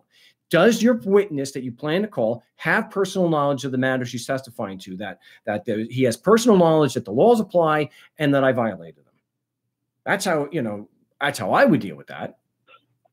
Right. And I told him that, and I even put it in motion to strike the testimony or whatever future testimony he's trying to put out in the citation, because it doesn't prove any of the questions that are trying to be in light for the record. And it's not, all I'm getting is a copy of a ticket and a complaint. And so it's still going for trial in that aspect. Okay, but, well, something you can use against the police officer once he is on the stand is you can let him know your attorney has already stated that the evidence proving your claims is on the ticket. Do you agree with that? And then I don't agree with that. No, you don't. But he would agree to that. Yes. You want he would agree to that. Yes. Yeah, he would agree to that. And then you can start asking, oh, so you did determine on your own when you saw me that just because I was physically in Texas, you determined that your laws applied, and that gave you jurisdiction to investigate me, and that you had, and supported your claim of probable cause. And he'll say, well, yeah, that's the way it works. Now you can start asking, oh, so do you have any evidence? What evidence did you support your claim on, or your opinion, or your lay conclusion that just because I was physically in Texas, your Constitution applies to me? Right. Yes. I plan on slamming him with those questions because apparently that's the step that we're going to. So yeah, I'm definitely going to do that. Yes, sir. Yeah. Are you doing role playing to prepare for the showdown? I haven't. I've been looking at previous role playing on the forums, but I haven't actually interacted with anybody. Okay, well, you're gonna have to do that. It's gonna really help, and it's also gonna help if you can get in front of a city council and ask questions such as, "Look, I know you guys operate under the presumption if I'm physically in Texas that your constitutional laws apply to me. Do you have any evidence to prove that that's true? Any proof?" Right. And so that helps. So you're actually getting in front of other people and you're asking that question, and you'll be able to, you won't be as surprised with some of the stupid things that come out of their mouth. I can guarantee you that a city councilman's going to say, "Excuse me, sir, we're not judges. Only judges can make determinations of law. Only judges. We do it every day. We send the cops out. We pass laws and ordinances. We create laws. We have no business saying whether they apply to anybody or not." You can't even get through this without laughing because it's so stupid. Only judges can say if the laws apply. What about the city council that passed it and said it applies to everybody? What about that? So, well, one question I asked them on the limine as well. I said, if who could make a legal determination, and I would like to know if it's only the judge. And I told him if it's only the judge. I forgot how I explained it exactly, but I asked them who can make a legal determination. They just told me only a judge could. So my rebuttal was, and I just went ahead and I said, well, because in the light of things, I believe that a cop pulling me over is already making an illegal determination, however complicated it may be, which is fairly complicated because they got to prove to me, they got to understand or have some kind of belief that the rules and laws apply to me. Sure. And then the prosecution's response to that was, well, it will come out in trial. Again, jurisdiction is not a trial issue only. That is a lie. So you can say objection. Let me see if I understand you correctly. Are you saying jurisdiction's a trial issue only? Please? Oh, they told me straight up it's a trial issue only. So go ahead. You know what you do? Go ahead and sue them. Get a copy of the transcript. Yes. Sue them. And they will tell you, their attorneys in no uncertain, and the judge that gets assigned to it will tell you, sir, that is not true. Jurisdiction is not a trial issue only. So we now have you admitting that the defendant judge is a lying troll. Yes. Go ahead. Yeah. See, Hold on. We're up against a break. We'll be back in just a few moments with Chris in Texas. So don't go anywhere.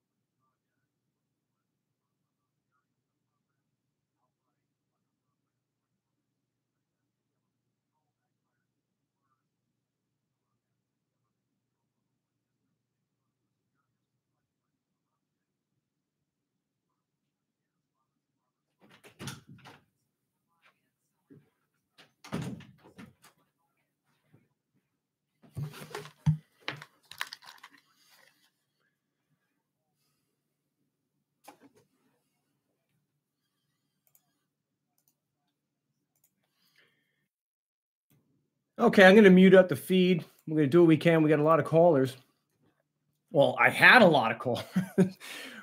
So we'll see what we can do about saving some time and blow through these damn commercials right over here. We are still streaming on LRN.FM, but I muted the stream so we can save some time. And, well, we can get more content here on the big show. And so many contradictions. I do want to get to Robbie's question. I want to get to the I shouldn't. No, you know what? I'll do this one. If jurisdiction is something that's acquired by conquest, then it can be defeated by conquest. then it would be perfectly morally legitimate of me to shoot a tax agent to defeat his claim of jurisdiction. So, but it also conflicts with the so-called organic law that governments are instituted among men by consent. So, yeah, how do you square the consent part? See, it's just another contradiction. And it's just to avoid trying to make a moral argument for government, which cannot be done. Not possible. So let's bring back, we're talking with Chris in Texas. I completely forgot where we left off, so you're going to have to bring me back. Oh, we were talking about how the prosecution told me that it was a trial, only a trial issue. Right. And it can't be challenged, or nothing can be brought out until trial, essentially, is what they're trying to tell me. Great. Now, can you get a transcript and direct evidence to prove it, so it's not just your word against his? Is there a recording? It's a female prosecutor. There's no transcript. There was no one really a court recorder in our pretrial. I did have my video or my phone recording voice. I don't know if that's exactly legal or not, but other than that, I do have the papers that I submitted. Their response. This is the only response that I've received from them that definitely tells me that it's a trial issue. In fact. Yeah, we need them. Yeah, see, you need it to be like what happened in New Hampshire with Derek J., where Burke said it's a trial issue only.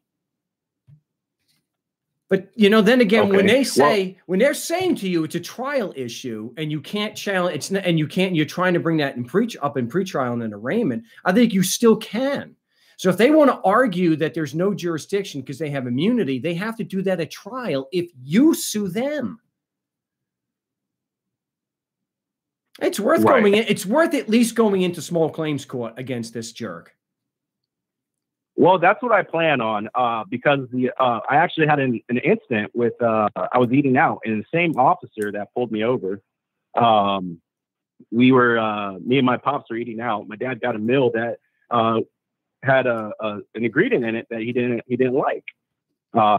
He didn't want to pay for it. He refused to pay for that meal, but we're willing to pay for the drinks, my meal, and everything else. But they asked to make another meal, and these same cops just came in and hemmed us up. And they said that the first time I asked them, why am I being arrested? They said, you're being arrested because you're a tough guy. That's what they told me. And I said, I hope you have a pretty damn good excuse other than I'm a tough guy to arrest me. And then they tried to tell me it was a theft of service. The same officer. Public enemy number one down there in Texas, aren't you? Apparently. That's what this is. But yeah, they had me in the handcuffs and everything. And I told them, look, I'm a disabled vet. I do got back problems. My rotator cuff is fully torn. And they're sitting there just roughing me up. They don't get. So I do. So my next step is to go for a civil claims tort. Yeah, the typical retort from these wonderful government agencies that the trolls love so much, just keep puckering up on their asses. You're in jail. Bow. Had 2 serious infections. Yeah. You're in jail. They don't care. I know somebody who was not only arrested when there was a stay of proceedings. There was an actual legitimate in writing stay of proceedings. The judge had no legal right no legal right to proceed at all. Had the guy arrested, didn't matter that the guy had a serious case of spina bifida. They had a serious back problem. He was born with it, and he's had back trouble his entire life. And no, they don't care. They don't see when they look. That's the system. It's criminal from top to bottom, and it's the hierarchy. They have done enough experiments to show they don't see you as a human being worthy of any respect whatsoever. You are a resource. That's it. So what I would suggest I definitely agree with that. What I would do is I would file first a claim against the county or the city's insurance. Okay. Definitely do that. I would say but personally against the prosecutor. Management or well, yeah, risk management. But I would file. Okay. I would do what I can. See if you can get them to actually maybe call them and get them to admit, look, I need some clarification here. I need you, and I want a witness to this. You said that jurisdiction was a trial issue. I believe you meant that it's a trial issue only, right? And then file small claims against them so that they can then, their lawyer can set them straight that no, jurisdiction is not a trial issue only, and it's just not true. I'd love to see how. But how do I?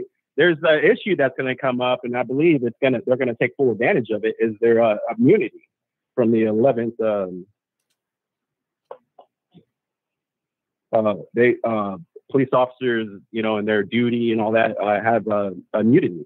Well, let them claim immunity. Immunity deprives the court of jurisdiction. It's a jurisdictional argument. And the point is, if they're going to argue that the court doesn't have jurisdiction because they have immunity, then they have to argue it at trial, not a pretrial. That's what she said to you. Yeah, the judge said the same thing. And the straight judge, up. Quote the judge. Sue the prosecutor and the judge. That's what I would do. Is I would sue the prosecutor and the judge, take in the small claims. I don't know. Got to find out if small claims would have jurisdiction. Well, they probably go to the small claims to the justice court and sue them, and quote them in there. Put it in an affidavit that you have personal knowledge. This is what they said. It's based on their document. They and that they will prove that you're correct, that they lied when they oppose. Put it right in there that they will oppose this, saying that and showing the contradiction in what they're saying. I keep in touch. If you could follow that. If you could, I'll send you another email, and if you could help me with the steps, I don't mind researching. I've been doing a lot of research on this stuff, as far as what I'm going to be opposed for and what kind of rules in certain courts and stuff like that. But if you could point me in the right direction on the steps and areas or people I need to see, I don't mind putting any legwork. I just need to be pointed in the right direction for that. But as far as I know, I mean, it's a tort claim. So obviously there's damages being done to me, especially the other incident where, now my back's kind of hurt and my shoulders messed up. Oh yeah, I'm happy to help. That's what we do here on the show, is to help. Contrary to what some people may say, we've had an awful lot of tickets and whatnot thrown out, and I'm happy to help with that. I love the opportunity to work with you, so that you can maybe in a few months you're able to file against against the prosecutor and the judge, and watch them file a pretrial motion to dismiss for a lack of jurisdiction because they have immunity. Right. See, and that's again. Well, just real quick for those who may not be aware, when they make an immunity claim, what it's saying is it's denying the court jurisdiction where it normally would have jurisdiction. So it's a jurisdictional claim when they say that there's immunity, that the court doesn't have jurisdiction to hear it. So that would be. So anyway, I wanted to mention it again. Right. Yeah. I don't want to take too much time from all the other callers, but I just wanted to put this in everyone's attention on what to face and what's going on. It's definitely a tricky one with this, and it's definitely escalated. Sure. Just remember that everything but they say is I appreciate all your time, Mark. Oh, you're very welcome, my friend. MarkStevens@mail.com, and we'll work together and get you through this. Yes, sir. Yes, sir. All right. Appreciate the call. Chris in Texas. We have a new caller. We have area code 604. You're live on the No State Project. What's your name? Where you calling from? Hey, how you doing? It's Kevin here. Kevin, where you calling from? So-called Saskatoon. Oh, wow. How you doing? I'm doing well. What's going on today up there in Saskatoon? Oh, not much. Had some, I'll get some documentation here of my past soon. But today I wanted to ask, actually, what do you think the options would be if you're in a situation where you've got a private contract with someone else, to provide a service. And, you know, you paid a little extra even just to kind of keep it within our group. And then they were dishonorable on it and didn't follow through with their end of the bargain. I don't want to involve the state. The option's there, but being across a so-called border, it might make things difficult for so-called appearance, you know, showing up there. But what are the other options? What would people do if people aren't following through with their end of a bargain, for example?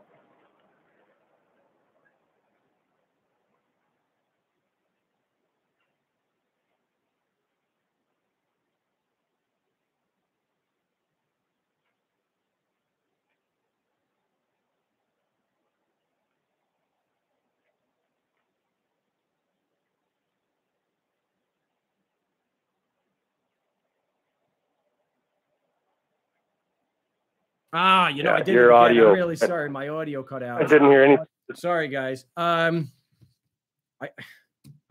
needed to do that because I was doing some editing. What you wanted, well, all right. If they're not willing to work with you to resolve it, and they're not willing to do a private mediation or have a third party try to help resolve the conflict, and you're not wanting to, at a principle, to go to the criminal school, the government, the court system, then it may be something you have to eat.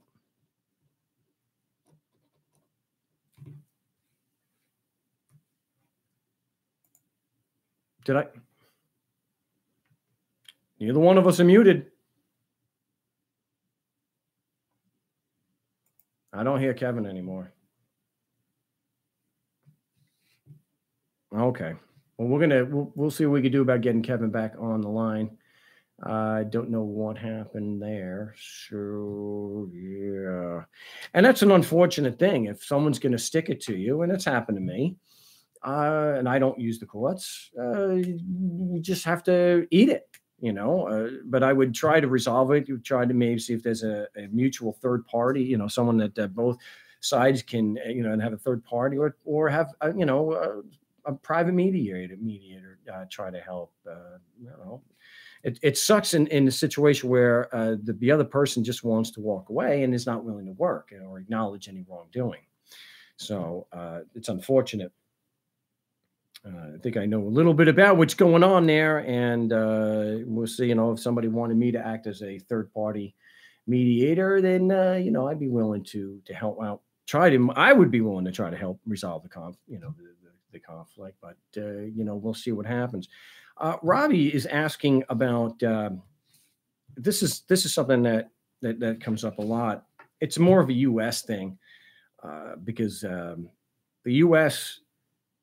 they really, you know, so the question is about assistance of counsel that's not a member of the bar. So maybe assist somebody in a court proceeding without being a member of a labor organization, because truth be told, the Bar Association is a labor union. That's really all it is. It's a self-regulating labor union that has control over 3 branches of government. And you would think that in a right-to-work state, let's say somebody wanted to do that, like in Arizona, that you cannot compel somebody or force someone to be a member of a labor organization in order to ply their trade.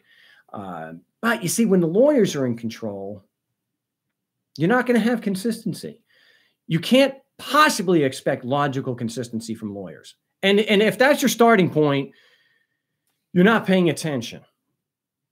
The only consistency with lawyers is that they want your money and that they will say anything in order to make it look like they are winning an argument.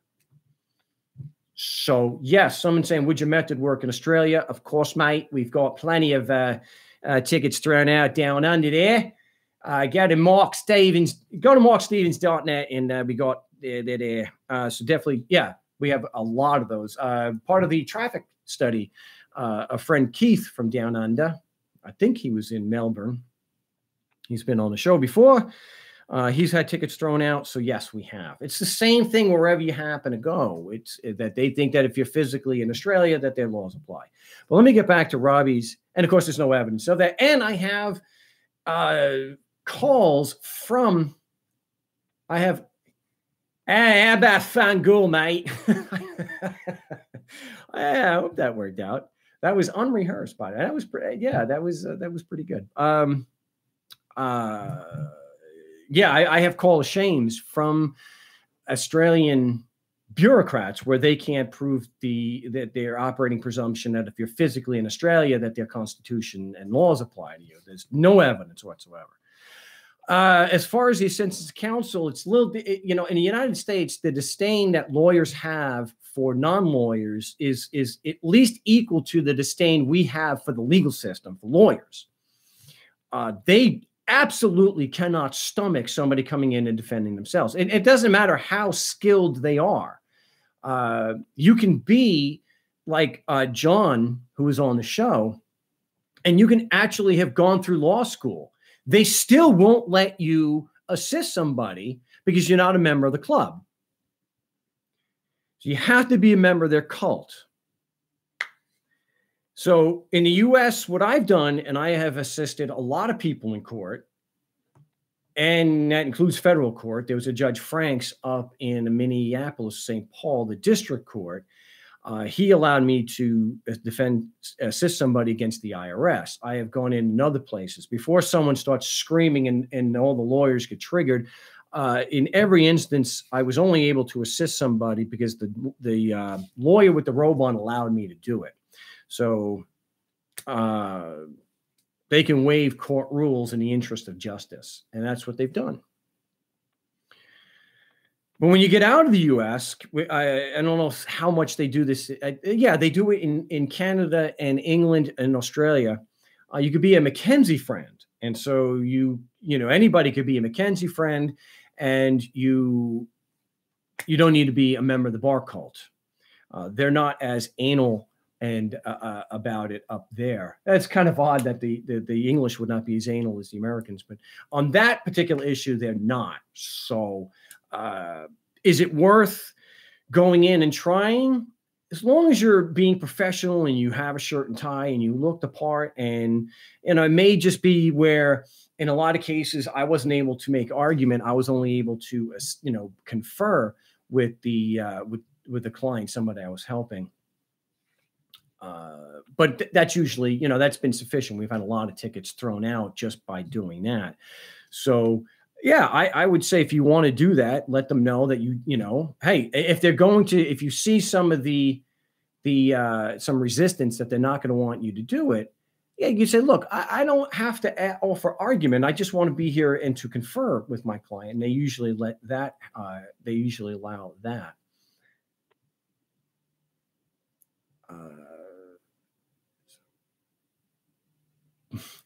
Robbie's asking, what are some good tactics to make them more likely to waive court rules in the interest of justice? The way I've done it before, and this is we're almost at a record for the number of people that we have tuned in today. We just need a couple more. So anyway, with Judge Franks in the St. Paul Federal District Court, he did not want me to assist. He did not even want me to confer, but he was going to let me confer.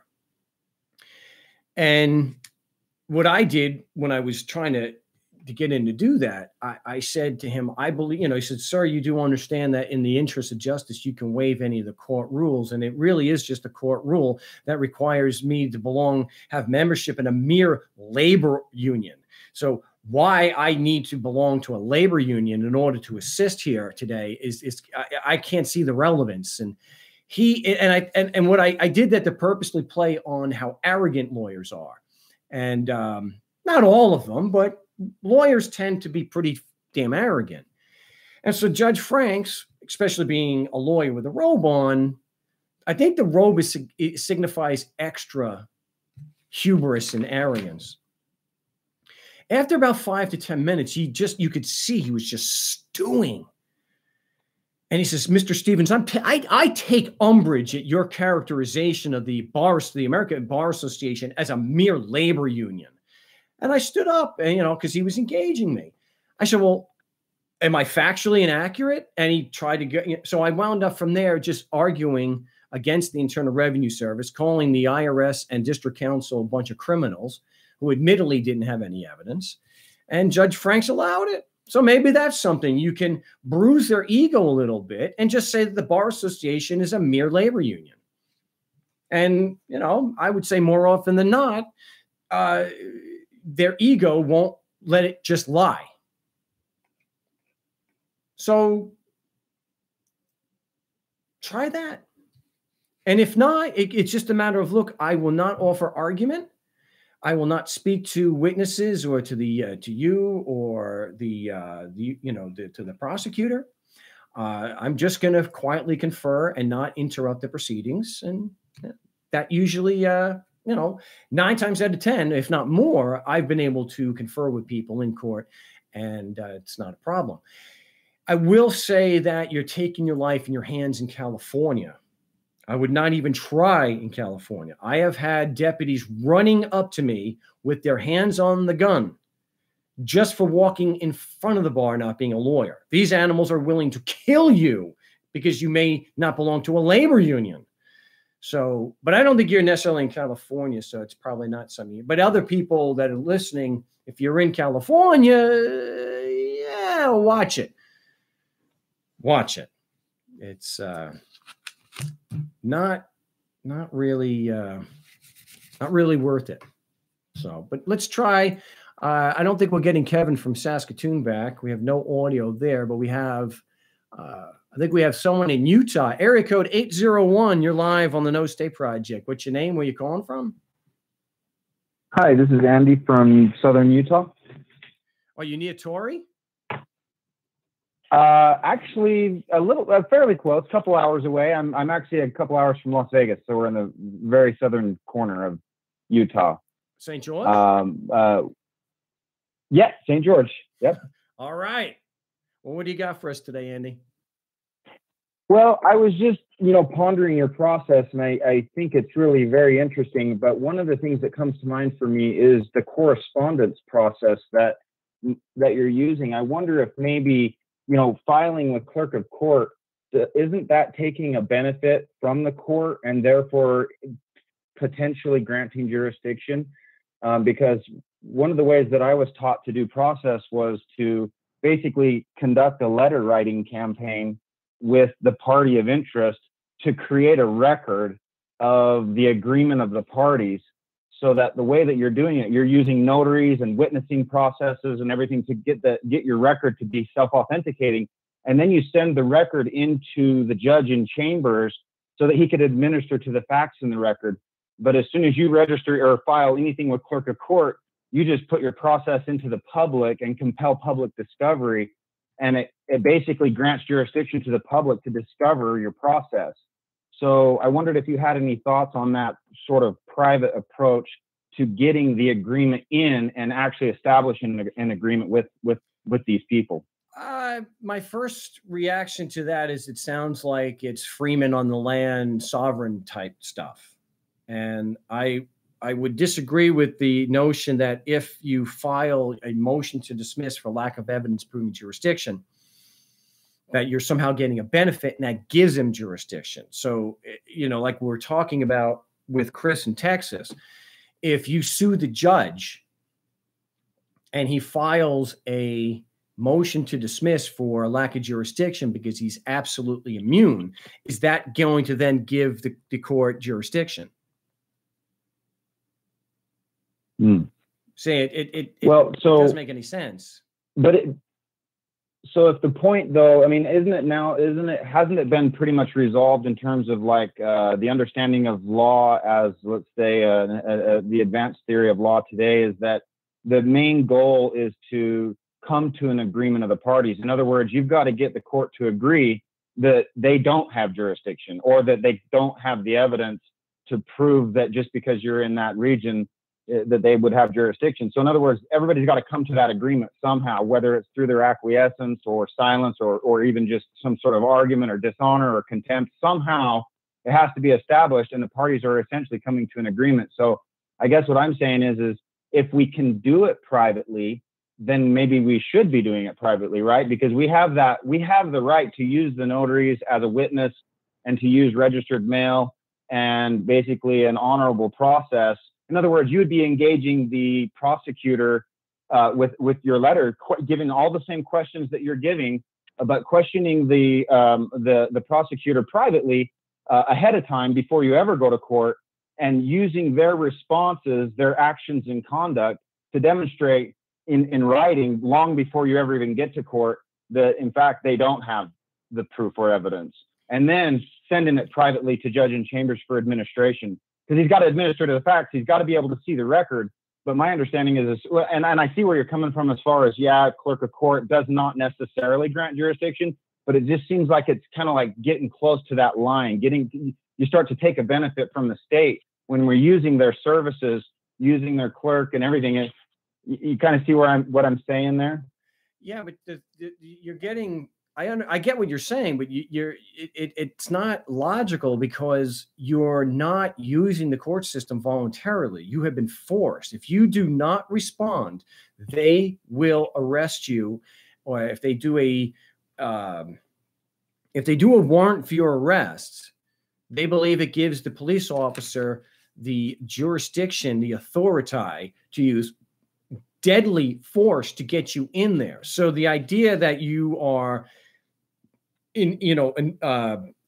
seeking out them and voluntarily and using their benefit, it contradicts the actual facts. Going to court is never voluntary, whether it's civil or criminal, doesn't matter. Never voluntary. So so the idea that you're getting a benefit, no, you are forced to participate in there, and I don't see. I can only see them escalating the matter against you if you don't do things through the clerk of the court, because if it's civil, they'll just rule against you and send the sheriff to take your stuff. If it's criminal, they're going to issue warrant. Right. So it's one of those if you can get a record with them, though. So I'm not saying don't respond. I'm saying absolutely, definitely respond, 100%, always completely responding, and very quickly, very timely. But responding through a private channel as an option. So when I say voluntarily, I mean, yeah, you would be forced. If you were to not respond, you'd be basically forced into the court, yes. But if we have a choice, which would be to respond privately rather than publicly, shouldn't we be responding privately to establish the agreement of the parties? Therefore, not ever even take it, because we have that choice. We can utilize our notaries as a witness and our registered mail, certified mail, because otherwise, if you don't get a witness, then they can't see it. It's just hearsay, right? So that was my main point. The thing is, we've already established you're not taking a benefit. It doesn't give them jurisdiction, so it doesn't make any sense to do things outside of the clerk of the court. The other thing is, the only thing that it's this 90s stuff. The only thing that the notary is a witness to is that they have verified the identity of who is signing the document. They're not testifying to the validity of anything in the document.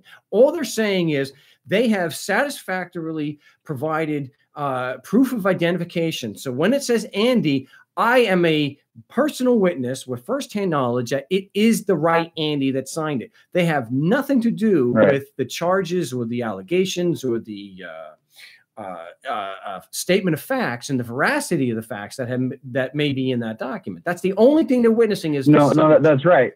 You're absolutely right. But what does authenticate the facts in the document is their actions and conduct in response to your letter. So when you're using the registered mail and the notaries, we can authenticate who sent it, who and how they got it, and that they did get it. And it's how they respond that is critically important. And by doing it through those channels, we can make a record that can be seen by the court, that gets in through the hearsay rules. So it's an exception to the hearsay because it can be authenticated, right? In other words, it's authenticated in that it can be verified that they received your correspondence. Now, that prosecutor does have a duty to answer your questions. If you're introducing questions that are relevant and are engaging the subject matter, he can't just acquiesce to it. So his feet are held to the fire.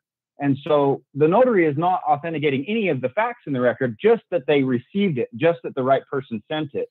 And it's their actions and conduct that will demonstrate. But when you have a certificate of service on the motion to dismiss and let's say the discovery request, you have prima facie evidence that they got it. Now, if you want more documentation, you could pay $2 and get a certificate of mailing, because you are still establishing a record. I recommend calling. So if you look at the instructions that I have, call the prosecutor and tell them, look, I filed a motion to dismiss and I have a discovery request. I'd like to ask you some questions regarding the Brady material. And then you can ask them that, and then you're making your record.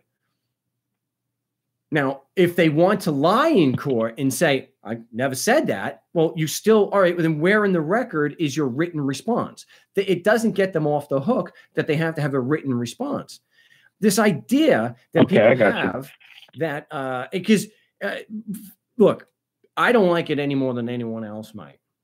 The fact is, it doesn't matter what kind of record you establish outside of court if you haven't filed with the clerk of the court, because the judge can only go based on the record that the clerk gives him.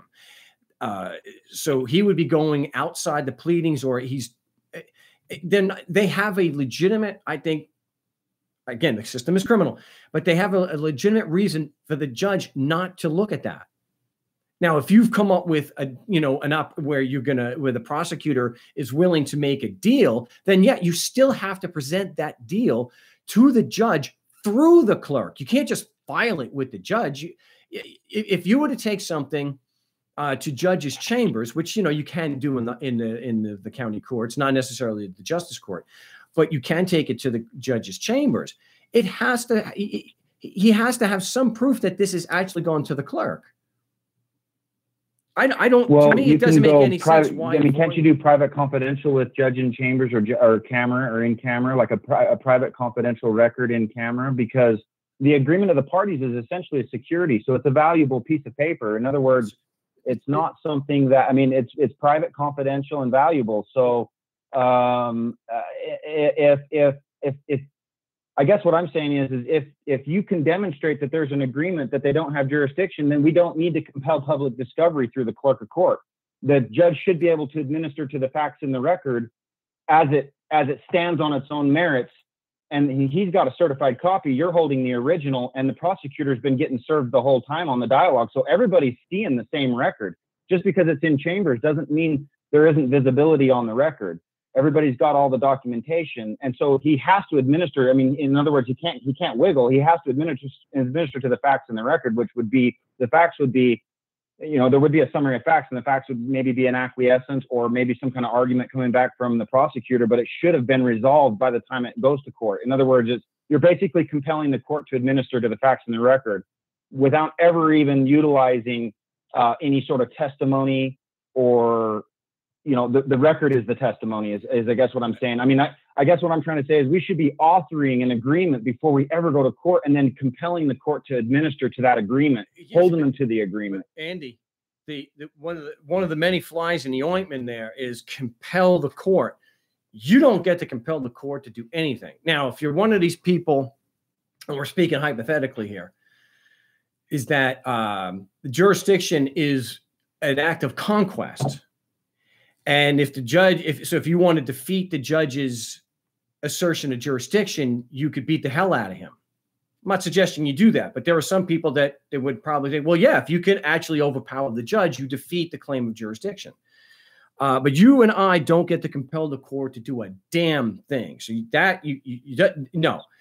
Well, maybe compel isn't the right word. So what I would maybe say to restate that would be that their energy, their desire to prosecute you becomes the force that compels them to administer to the facts. In other words, when they try to prosecute you, if you're willing to accept, now just think about it like this, if you're willing to accept with your language, and this would be the language in the record, I accept your offer to do whatever it is you want me to do, pay the ticket, do this, pay the fine, do everything you want me to do upon proof of claim, that just because I'm in your state grants jurisdiction for you to force me to do it. So in other words, it's them. So the conditional acceptance is, okay, I'll go ahead and do whatever you're asking me to do if you can prove that just because I'm in your state, I have to. And how they respond to that on the record establishes the agreement. And so that's what in other words, you're telling the judge, if you want to go ahead and prosecute me, are you not going to administer to the facts in the record? The fact in the record is that when I asked the prosecutor if he had jurisdiction just because I was in the state, and he failed to respond, that authenticates that, in fact, there was no jurisdiction. Do you kind of see what I'm saying? So it's their energy that's causing them to have to administer. Well, first of all, I don't like using weasel words, and that I always say use lay terms whenever possible. And that if I'm physically in Utah, so I don't say state. Oh, okay. That all that does is give them, it relieves them in their burden of proof. There is no agreement unless you come to some kind of plea agreement for that you want to offer the judge. Most of to me, it just sounds like more of this stuff from the 90s that people are still doing. Well, fight them administratively, never in court. And I don't think it holds any water, because how are you actually going to get an in-camera or in-chambers meeting with the judge if you don't go through the clerk of court? Well, as far as I understand, if there's no dispute or controversy, you don't even have to show up. The record stands on its own as the testimony to the agreement. If you know, but I'm not saying don't show up. I'm not at all saying that. But I'm saying that there has to be an argument. And if you've been accepting everything they're offering upon their proof of claim and they fail to prove claim, then there's already an agreement. In other words, there's not even an argument, or there's no controversy. No, because all they have to do is argue like Tiffany Castillo did and say, I gave them all the discovery that I'm required, and I'm not required to prove. She actually said, I don't need evidence. So, and there is no agreement. So again, the question I asked though is, how do you get an in-camera or in-chambers meeting with the judge if you're not going through the clerk of court? Well, you're not getting a meeting with him. When you're in court, he's sitting on a record. He's got the record in chambers. It's been sent prior before the court date. So he's got the record. It was sent into the judge in chambers. He's sitting on a record. There's certified copies of everything that's happened. And he has a duty to administer to those facts. No, he can't just ignore them and not administer. That's absolutely not true. The judge is under no obligation. Well, due process is supposed to require him to do that. But in practical terms, a judge can sit on a judgment for 5 years. And even though the rules say otherwise, I don't think that there's any merit to it. I would not recommend doing that. As much as I hate to do it when in Rome, you can still establish your record. I know there's a lot of irony there. You can still honestly, Mark, I would say if there's anybody that has a process that can go through clerk of court, it's yours, because you're at the fundamental, very, very basis of establishing jurisdiction. So, but it just seems to me that we have that option, and that whenever possible, we should be basically diplomatic and be diplomats, authoring agreements, negotiating for the settlement. You know what I'm saying? Where we negotiate with the prosecutor for the agreement and utilize that private process. But I wouldn't do it like you say in the private process. I would still do it publicly through the clerk, because that's what we do. Is we have in the record that the clerk has is an unsigned plea of guilty that we're trying to resolve this if the prosecution has sufficient evidence. And so then we have it in the record, so that when the judge lies and falsifies the record, we have the direct proof to contradict him that you were refusing to plea. But I certainly wouldn't recommend doing it the way you're doing. I would still send everything through the clerk of court, contact the prosecutor, and try to get it resolved. Find out what Brady information he has willing to give you. And then if he's not going to, file with the clerk of the court a motion to dismiss for prosecutorial misconduct. So I wouldn't do it that way. But I'm running out of time here, and I've got a boatload of calls that I need to get to. Okay, cool, Mark. Thank you. I really appreciate your time. Thank you. Hey, thanks for the call. Appreciate it, Andy in St. George. Actually, St. George is pretty nice. It doesn't. It is the southernmost corner of Utah. You get this little, if you go on I-15, you get this little bit where you go, you're in Nevada, and then you go into Arizona. And then you go through the canyon, which is a really cool drive. You go through the canyon, and then it dumps you out a few miles, maybe a mile or two, and then you're in Utah. And so St. George, home of Dixie College. Let's see. We're going to see if we can. I'm going to get back to Kevin, but first we've got to get to Chris in Kansas. Chris, welcome back to the show. Yes. Hey, what's going on, Mark? Hey, having a ball here, demolishing myths and debunking this garbage that people like to put out, that governments actually exist and that the laws apply, and taking those stupid arguments apart once again. And we had we had one. Sebastian lost a parking ticket, but we had 2 success stories that I posted yesterday. So yeah, it's going pretty good. Nice. Well, I'm calling in today. Of course, I got a couple things going on, a parking ticket, and then this IRS thing going on. And I sent you some pictures of everything I got in the, not even in the mail. It was just on my patio. So I got a packet of papers from the IRS, and it's this Matthew Donovan, a revenue officer, who I don't know if he came to my house and put it on the ground right outside my front door, or what. But I have a summons to go to on the 6th of June to appear in front of this revenue officer. Included in this pack of papers were 1040s for 2016 and 2017, and they want me to produce all these financial records so they can complete my 2016, 2017 tax returns. Also, I have a final notice of intent to levy, and notice of your rights to a hearing with a bunch of information, a signature in blue ink, and an amount you owe with a dollar amount there, and then some paperwork, Form 12-153, a request for a collection due process or equivalent hearing. And that's blank. Well, you got 30 days to do that. You definitely do not want the equivalent. That is a complete joke, and it's permanent. You can't get it reviewed. So don't fall for that. So I would put in and send it registered, not certified, registered mail. It was 10 years before anyone that I worked with where the IRS acknowledged it was sent timely. So after 1998, when they passed that law that requires them to do the due process hearing, they just lied. And I know the IRS lying. They just lied, saying that it wasn't filed timely. So we would say, oh, really? This is the registered receipt from the post office. Do you still want to continue lying? In fact, the agent we did that to, I'm thinking of in San Diego, said, what do we do? They had admitted to us they had never done a hearing. And that was in 2004. So that was already almost 6 years. They had never done a hearing. So I would, as far as the other thing, before we're out of time here, for the other issue, I would actually go, but I would bring a recorder, let him know on Tuesday, I'm going to be there. I want to bring a witness, and I'm recording it.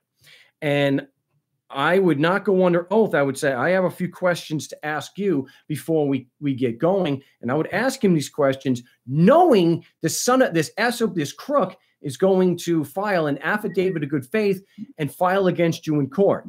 And it's going to be bad if they file against you in court. They win pretty much every time.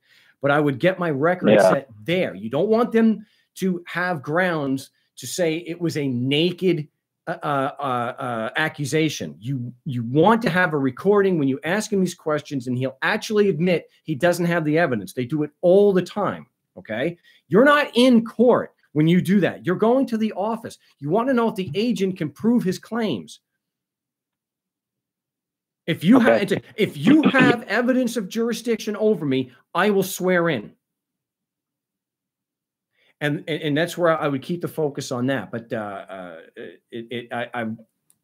I can't, I don't have the time to go through a lot of the questions. Yeah. Okay, but that's where where your focus is going to be. He has to make legal determinations in his affidavit of good faith. He is doing it under penalty of perjury. It's actually an affidavit.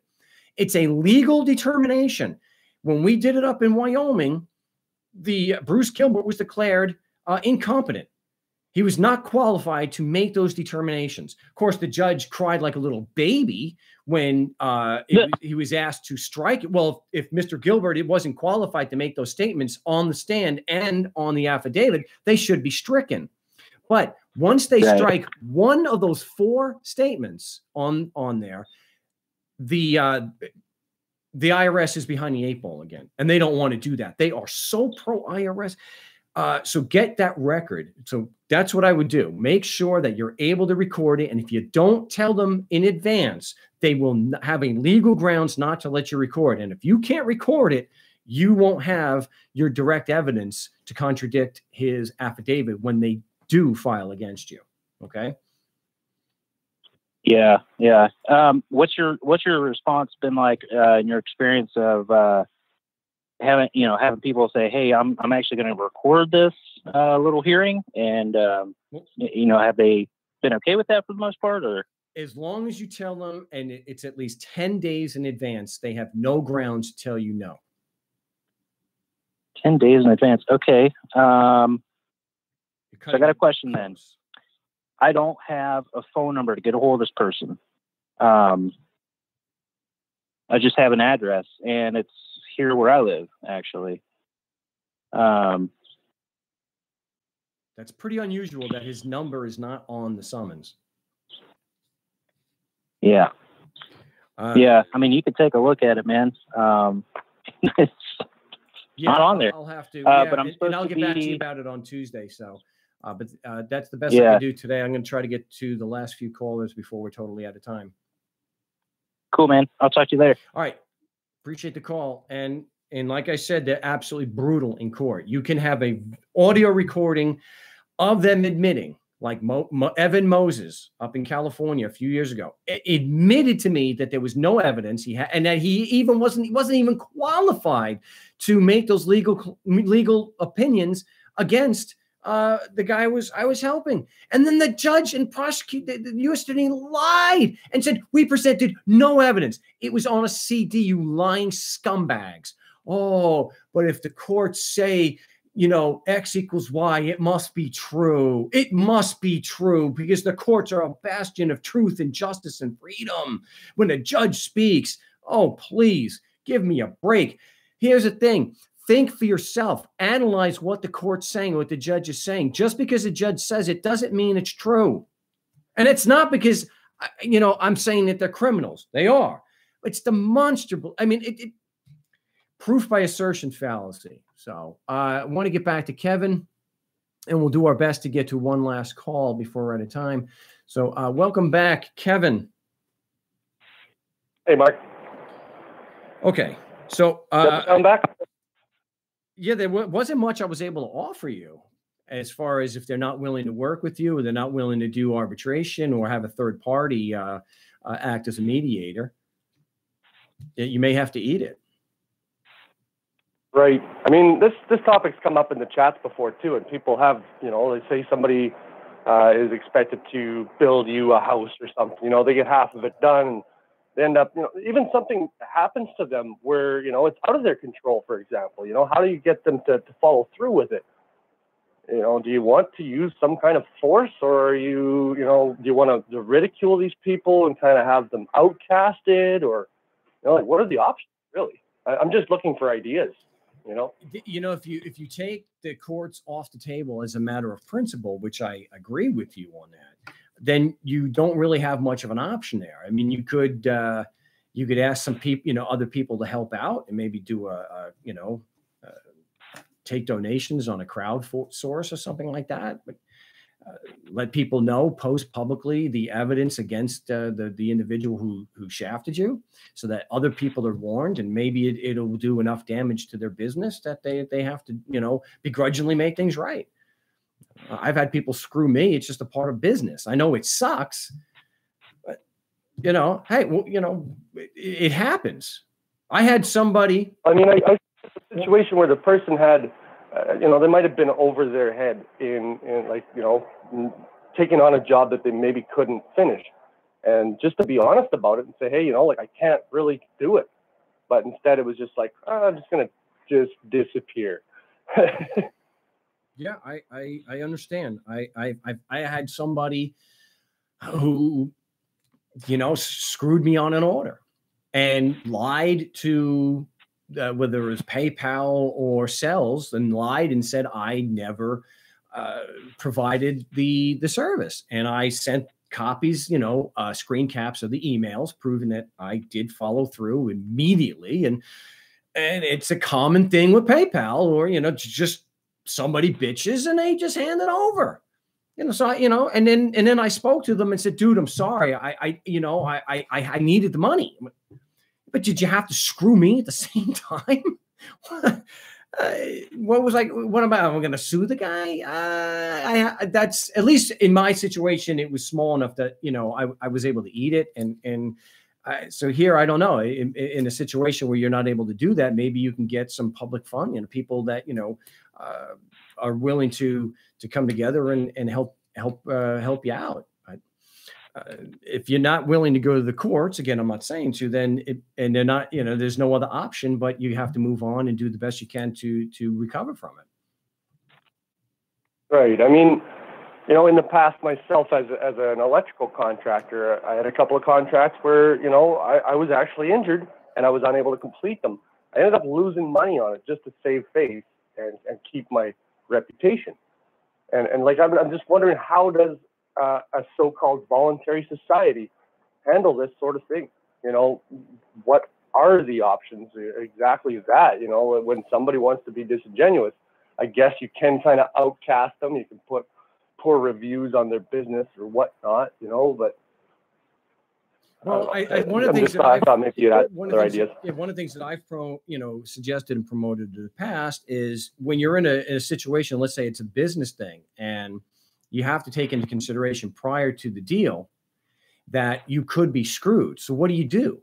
Well, that might be a situation where, depending on the money that's involved, you can get insurance to cover a loss. So if they turn around and bolt, then you can file an insurance claim and have at least part of it, and so that you can continue, depending on, it depends on the size of the job. Right. I thought I'd just toss that out there. I'll let you get your next caller there. All right. I'm sorry I didn't have more, but yeah, in that situation, if I mentioned before when you were on the line, if I'm able to help out and act as a third party mediator, then I'm happy to do what I can to help. So. Yeah, you bet. We'll talk about that privately. All right. Appreciate it. Thanks for the call, Kevin. In Saskatoon, we got last call. I think it's San Diego, but we have area code 850. You're live on the No State Project. Which name were you calling from? Yeah, this is the guy. I need a cookbook, man. Are you one of them antichrists there? I need a cookbook. I got to cook up some trouble down here in San Diego. This is Mark. By the way, I got some more information from you about Wednesday. Okay. All right. Well, let us know what's going on and what the info is. Yeah. Well, we got the husband and wife team of Honora L. Smith and Michael T. Smith, Michael T. Smith is all the judges down there and the criminal division's boss, basically, and then Honora Smith is the prosecutor on my case. Hearings. Then the guy that denied my suppression motion, Judge Kenneth K. apparently has a son, Kenneth R. over there in the civil division of the city attorney's office. So I'm getting kind of quadruple teamed over here. Kind of wondering what my next move should be. Should I point it out at my next hearing on Tuesday? Because it sounds like grounds for dismissal to me.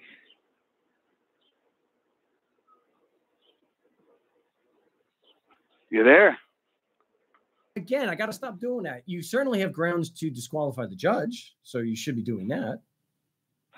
Okay, well, he's not actually assigned to the actual case, but he is the judge that keeps denying all my motions, boss. So I'm trying to figure out here what my next move would be. Well, I mean, as long as it's not, have you filed a motion to dismiss and the discovery request? I mean, you fighting it that way? Oh, yeah. There's still items on the discovery request I need to bring up. in the discovery request, I did motion for the dash cam footage as well as the body cam footage. They waited till after the suppression hearing to get me anything close to that.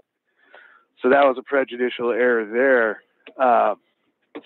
And I did mention that in the Quorum Nobis petition, but I can't get it heard in front of Michael T. Smith because that's the department, according to the local rules here, that I'm supposed to submit the motion to.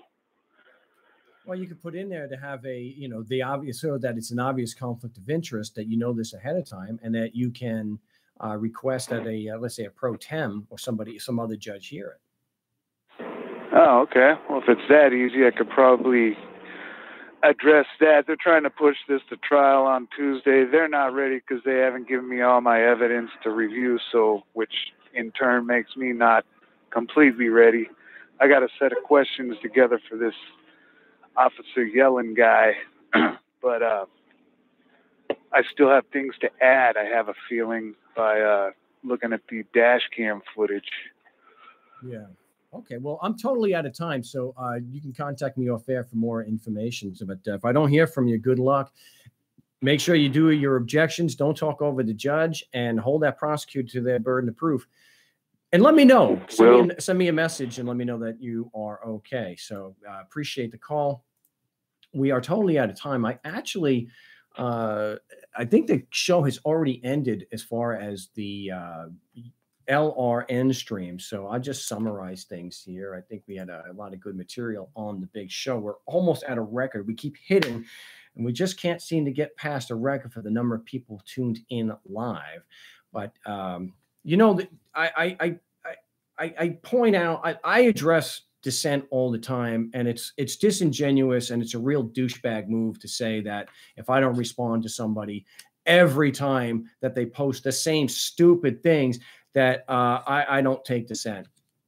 I do a live broadcast. If you want to call me out, the number 218-632-9399. Passcode is 2020. The thing is, you're not going to be able to make a logical, coherent, lucid argument that what we call the people we call government are acting in a moral or ethical or in a way that is right. You are not going to make a lucid argument, valid argument that what we call government, that it's not contradictory between the end and the means. And that is why that subject isn't broached, and that you get this garbage. Well, jurisdiction is power. No one is disputing that. Jurisdiction is power. Well, political power grows out the barrel of a gun. But the thing is, when you but the power in the United States and Canada and whatnot, that power is being delegated supposedly through the Constitution. That the Constitution, a written instrument, is the foundation. That is where the jurisdiction flows from. That if it's not jurisdiction from the Constitution, then it's what is called unconstitutional. And if it's unconstitutional, then it's not fair, and it's okay. That's why something that's unconstitutional is tossed out. So the power has to be exercised pursuant to the Constitution. And the fact that I don't repeat this every single moment of every show because somebody is posting on my forum or somebody is posting, it doesn't mean that I'm not addressing dissent. Because I've got, I don't know how many hours of video and audio to prove to the contrary. My name is Mark Stevens. You're listening to the No State Project here on LRN.FM, and also these last few minutes exclusively on my YouTube channel. No State Project will have this up and the audio up at markstevens.net. Appreciate everyone tuning in. Appreciate the comments. And I will be live on the Wednesday broadcast. Whoever I missed today, I will be able to get to you then on another hour of Anarchy Radio. And so till then, salud.